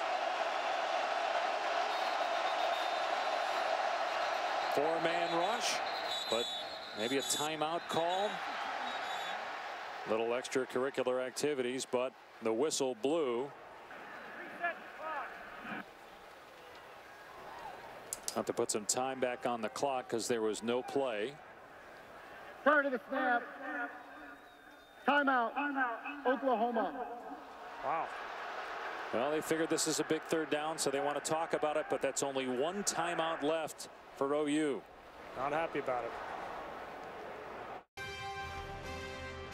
ESPN College Football is presented by Cars.com. All drive, no drama. And in part by the Lexus GX. Dare to be spontaneous. An apparent confusion in the defensive coaching staff, so they had to call a timeout, leaving them with 1. Kansas State with a 3rd down and 6 inside its 20. 1-point lead for the Wildcats here in Norman. Waters to throw, sidearms it, and a one-handed catch by Sexton, but no, incomplete. He almost had it. They rule it incomplete. It's 4th down, and that's the first 3-and-out today for Kansas State. Curry Sexton had one of the most unbelievable catches you'll ever see last game against Texas Tech. Almost brings that one down, but that ball did touch the ground. And as long as you possess it, it can hit the ground, but you see there it is moving around. So it's incomplete, good call, and it's 4th down. I tell you, Kansas State was lucky that ball was not intercepted. The ruling on the field of an incomplete pass is under further review. There was a little bit of confusion. It looked like Zach Sanchez, who was playing in man-to-man coverage, could have fallen off and picked that football off. But just a fact, Brian, this was even close by Sexton with the left hand, and then to pull it in and almost get it. I think the ruling on the field will stand. He didn't have possession there. Again, the ball can hit the ground as long as you're possessing it to the ground. We've seen that happen before where the nose of the ball hit the ground and the player has control of it, but he didn't have control. The ruling on the field of an incomplete pass is confirmed. 4th down. That's the right call. It was a big play. They wanted to make sure they got that right. So first 3-and-out for Kansas State. Now we'll see what Oklahoma does. They haven't been able to run it as well between the tackles as we've normally seen. Trevor Knight has thrown it 30 times. He's completed 24. Nick Walsh was punted very well today. Gets off another good one. And a fair catch made inside the 30 by Sterling Shepard. Well, the Sooners have had a lot of miscues in this game. That's one of the reasons they trail. How about this call to begin with? Dangerous to call that pick 6 for Denzel McDaniel. They try a trick play to Ron Neal. They're in the red zone here, and Neal throws an interception to Morgan Burns. There was also a missed short field goal by Michael Honeycutt, and then a blocked point after with Travis Britz knocking it down. But Oklahoma with a chance to take the lead now. 9:32 remaining. Ball on the Sooner 30-yard line.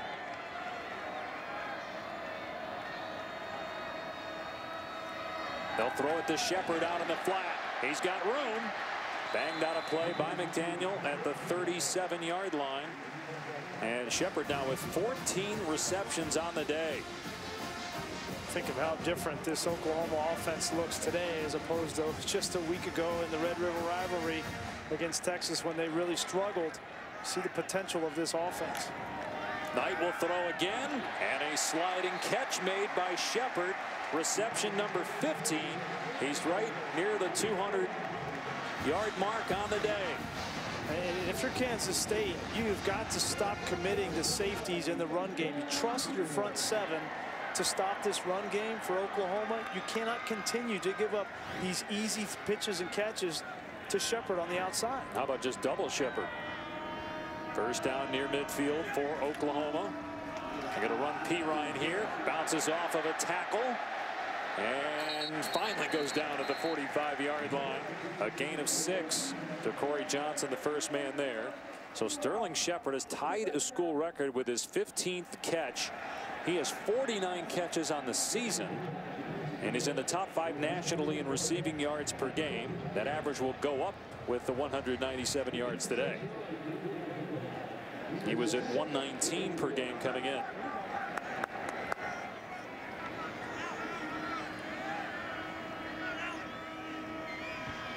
On 2nd and 4, P. Ryan has the first down and more. Stiff arms and an ankle tackle at the 28-yard line by Schellenberg. 17-yard gain. Sorry, Dave, and this is what happens. You get a safety deep so that you don't give up those passes, and now you get a crease up front in the front 7, and Schellenberg has to just get a shoestring to get P. Ryan on the ground. And when Oklahoma is at the beginning of the year, this is kind of offense we thought they would have, that they could run the ball, throw the ball at will, and they're just now trying to find their stride. Kansas State with 9 guys around the line of scrimmage. First down, Oklahoma inside the 30-yard line. And here's P. Ryan again, and he was cut down, but he's kept those feet moving. Tackled at the 23. The coaches say he's one of the most mature true freshmen they've ever had here at Oklahoma, despite the height and the success that he's had. They got him lined out wide here out of an empty set. They throw it backwards to Neal, and he's fighting for the first down, but will come up just short, it appears, at the 19-yard line. Blake Bell, the tight end, got up a little bit wobbly, and now he's gone back down to his knees. Of the line to gain, it's 3rd down. As we said live, that he was short of the first down marker, so it'll be 3rd down and 1. There's Blake Bell, number 10, just going to get a block, and he goes low, and boy, he gets a knee on the side of the head. And God, I mean, you know these things happen in football. You just don't like to see them, and it's pretty clear what happened there. You get a knee. In some cases, that's worse than a helmet-to-helmet hit. Well, and this could be a big loss because of how impactful he's been in the red zone. He's got a touchdown catch today. Yeah. Well, and he seals that edge. I mean, he's gotten to a point now, and as a former quarterback, you wonder about how well they'll block when you put them down, their hand in the dirt. He's put on some weight to 260, and he really gets the edge for some of these backs. So this will be a tough loss for Oklahoma. It's 3rd down and 1. We'll see if they just pound it between the tackles here with P. Ryan. They've had success doing it on this drive. P. Ryan's up to 74 yards rushing. 1 point in the second half. He had only 30.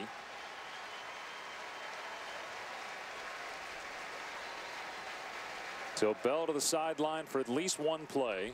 Midway through the 4th, Kansas State on top by 1. And the ball is at the 19-yard line of the Wildcats. They have to get about a half yard for the first down, Oklahoma.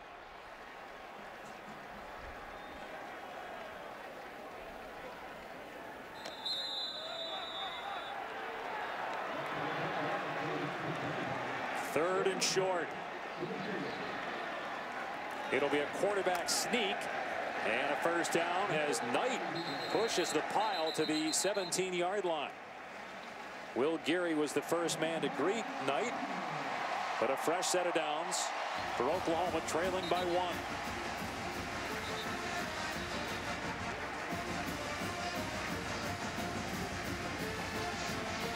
Oklahoma 5-1, 2-1 in league play. Kansas State 4-1, 2-0 in conference play.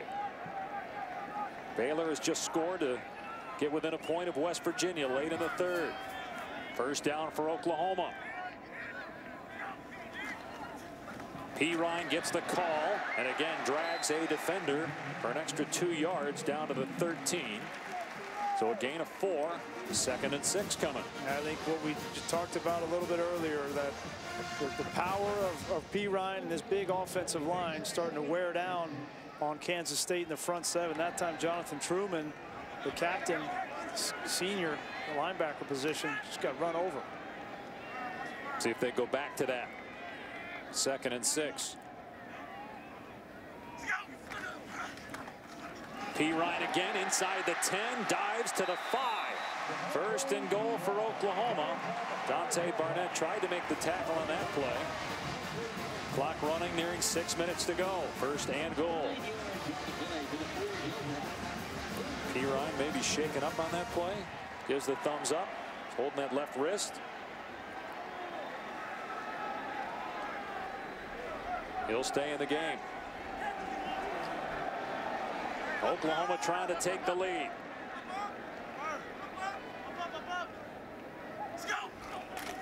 It's Ryan again to the 2-yard line.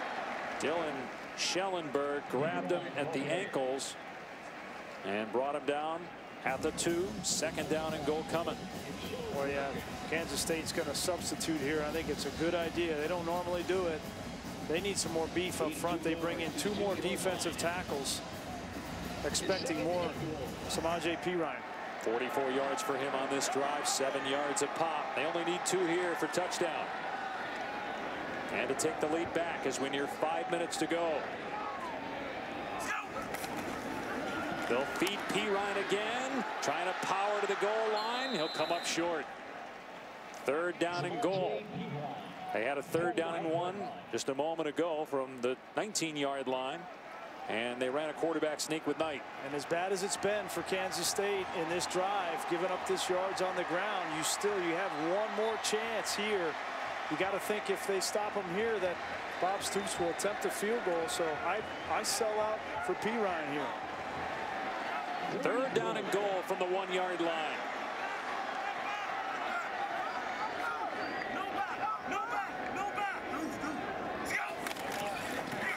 It's Perine, and he won't get in. He loses yardage. Dante Barnett was there along with Jordan Willis for Kansas State. And so it's 4th down, and Oklahoma will try a field goal. If made, will give the Sooners a lead. They brought Barnett off the edge, Dave. Great call from Tom Hayes, the defensive coordinator, as Perine's slow to get up. But here he is right here at the top. He's just going to knife off the edge. And they get push up front, and Barnett gets his legs in the backfield, and that what comes up with the stop. Great job by Geary, number 60, the nose guard. And I think this is the right call for Bob Stoops in Oklahoma to go for the field goal and take a 2-point lead. Although Honeycutt missed a field goal earlier in the game from 32 yards and then had the extra point blocked. This is essentially, even though it's worth 3 points, an extra point here in terms of distance. The thing that jumps out is, Kansas State, we know how well coached they are, but they fight on every single snap. It doesn't matter what the situation is. Talk about Brits on the extra point, getting a block.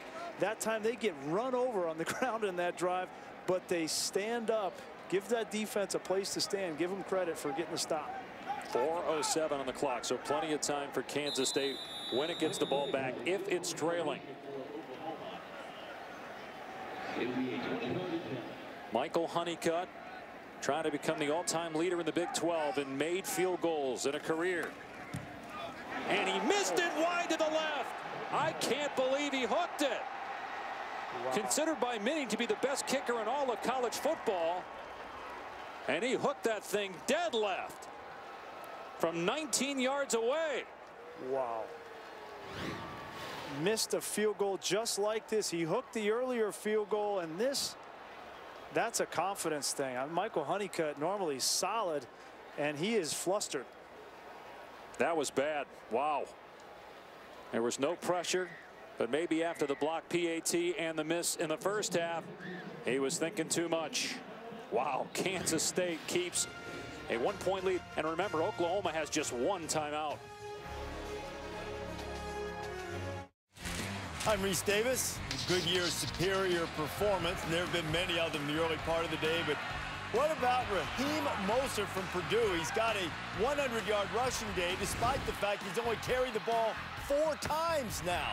Purdue has a 38-36 lead on the Golden Gophers, whose only loss was to TCU. And Reese, you wonder, will Honeycutt even get another opportunity, because Oklahoma has just 1 timeout. The Sooners need a stop. A couple first downs by Kansas State. And the Wildcats will be able to run out the clock. First down on their 20. It'll be a quarterback run, and Waters brought down after a minimal gain. They'll let the clock run here. You know, let's go back and take a look at Honeycutt again. Take a look at his left foot, his plant foot, how close it is to the football. When it comes down right there, you can see he's so close that there's no room for the right foot to come in. He almost hits it off his ankle. I think he's lost a little bit of his form, and it's really affecting the way that ball is coming off of his foot. This is the blocked extra point by Brits. The reason why it's 31-30. Honeycutt had only missed one field goal coming in, and that one was blocked. He's missed 2 today, the blocked extra point, plus 2 interceptions by Oklahoma, 1 return for a touchdown. Waters trying to get the corner. Is he fast enough? No. Brought down by Jordan Evans at the 27, and Waters shaken up again, but he says, I got to tough it out and finish this ball game. 2 more minutes. He can tough it out for 2.5 more minutes.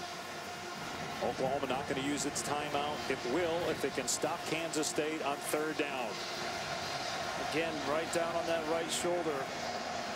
Big 3rd down here. I don't expect them to throw the football. It's going to be run all the way with Gronkowski as a lead blocker in the backfield. Waters just took a shot. How aggressive will he be sticking it in there between the tackles to try to get 3 yards? They got to snap it. They have to call a timeout with 1 on the play clock. That will leave Kansas State with 1 timeout.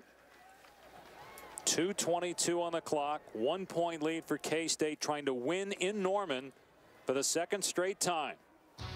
The chase for the NASCAR Sprint Cup heads to the final race in the contender round. Win and move on. Joey Logano won at Kansas and is automatically heading to the next round. 12 Nations Battle 8 advance, the Geico 500 at Talladega Sunday at 1 on ESPN. You know, I was thinking about that, Dave, with 2.5, a little under 2.5 left in this game.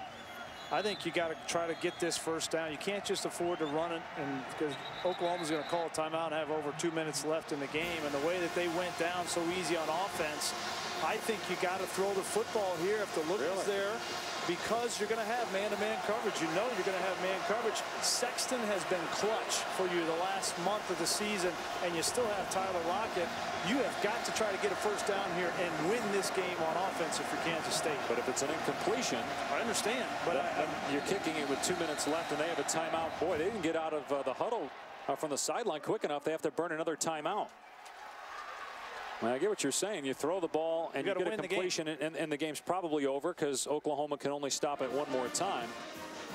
But if it's incomplete, now you've got 2:15 or so on the clock. You're kicking it, and Oklahoma can win the game with a field goal. I know Honeycutt's been rattled, but he also has a pretty strong leg and has been consistent until today over the course of his career. Just think, if you're Bill Snyder, you come into this game and you haven't made any mistakes really in the game. The mistakes have been made on Oklahoma's side.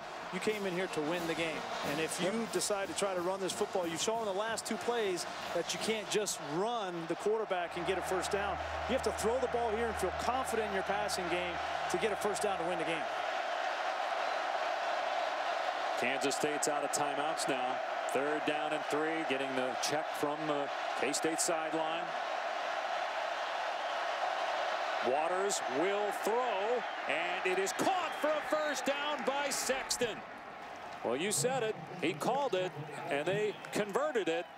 And K-State in command. This is what's different about this Kansas State team. They trust their quarterback when the game's on the line. With the playmakers they have, Curry, Sexton, you see it, man-to-man coverage. You just find the guy that's off, and you either throw him a hitch or throw him an out route. And you have to trust your team that you can make that play, and Bill Snyder did. Oklahoma can only stop it 1 more time.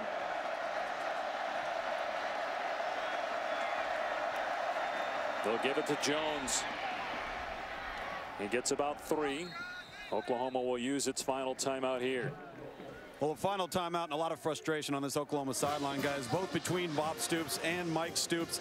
If you watched those plays unfold leading up to that last throw, this is a defense that was just hanging on by a thread. Really, Kansas State's had them guessing, had them on their heels. I agree, Grease. I think they were loading up, figuring there's no way they're going to run. They're going to throw it on us. They do. They give them some cushion, and Jake Waters delivers, and that's where you saw the reaction from Bob Stoops. A little bit of the wind out of the sail here on the coaching staff, maybe more so than the players for Oklahoma. Well, and Oklahoma had too many mistakes. Too many mistakes in this game. to win. And that's what happens. You play against a team that's coached by Bill Snyder and you make mistakes, you're in for a long day. And Jake Waters, give him a ton of credit. They needed one more pass out of him, and he was able to get it to Sexton for the first down. So 2nd and 7, Oklahoma out of timeouts. Sooners hoping to get the ball back with a little bit of time on the clock, but that'll do it there as Jones gets the first down. It was Gronkowski out there blocking, and Kansas State, with Oklahoma unable to stop the clock now, just take a knee a few times and the ball game will be over. They will get back-to-back wins at Oklahoma for the first time since the mid-90s. They'll improve to 3-0 in conference play, 5-1 overall. Everybody's been talking about TCU, Baylor, and Oklahoma in the Big 12. And at the top of our show, we said nobody has been talking about Kansas State. The last we saw them was that loss against Auburn, where you argue they could have won that football game. This is a team that is going to make waves in the Big 12, and game against Texas next week, and then they have to go on the road to TCU, West Virginia, and Baylor to end the season. So we're going to find a lot more about Kansas State, but this is a team that needs to be in the top 10 of college football. And for Oklahoma, a team that some thought was a national title contender coming into the year, they got a long way to go. They don't have an easy schedule either. Here's what Kansas State has. We talked about Texas next week. They still have to go play on the road against some very good teams. They have Oklahoma State at home. The Cowboys are unbeaten in conference play. I'm sure a lot of people want to talk about Oklahoma losing for the 2nd time, but Kansas State, a team to watch as the Wildcats defeat Oklahoma 31-30. The lone loss for K-State this year at home against Auburn, a game where the Wildcats made too many mistakes to win the game. Today it's the opponent, Oklahoma, with the 2 interceptions, the missed field goals, and extra point, as Kansas State wins by 1. And boy, how does the center B.J. Finney feel right now on the 10-year anniversary of his father passing away from a heart attack, to win this game on the road for his dad and for his team? Yeah, there he is, the 3-time captain, and you got to feel great for him. All right, Bill Snyder standing by with Tom. Good luck to you, Kato. Yeah, best wishes. Take them all. Coach, the toughness and the grit that Jake Waters showed today, what did he mean to your offense in this outcome? Well, virtually everything. Yep. You know, when you think about it, he made the plays that kept the ball alive and kept us moving and kept a little bit of time on the clock. You know, we didn't win the possession time, which we normally do, and that put our defense in, you know, some major jeopardy, and we were struggling on defense. That simple. Most games are lost, they're not won. You've built a program upon that. Make fewer errors than the opponent, and you're likely to win the football game. Did your team play to that level today, in your opinion? We didn't play as well as we could. I thought we avoided, you know, critical errors. You know, we didn't turn the ball over. That's significant. Being in this type of environment, you know, not to get penalized is really significant. So there was a significant amount of discipline involved in it. Coach, good luck to you the rest of the way. Thank you very much. Thank you. Take care. Well, we said it last year at this point, week 8, Michigan State was unranked. Auburn was number 24. Louisville, Miami, and UCLA were in the top 10. A lot of football left here in 2014, but certainly looking at the body of work, Kansas State, Wildcats are in the mix. Their only loss at home against Auburn. They beat Oklahoma today 31-30. College football scoreboard presented by Honda coming up. For Brian and Tom, I'm Dave. So long from Norman.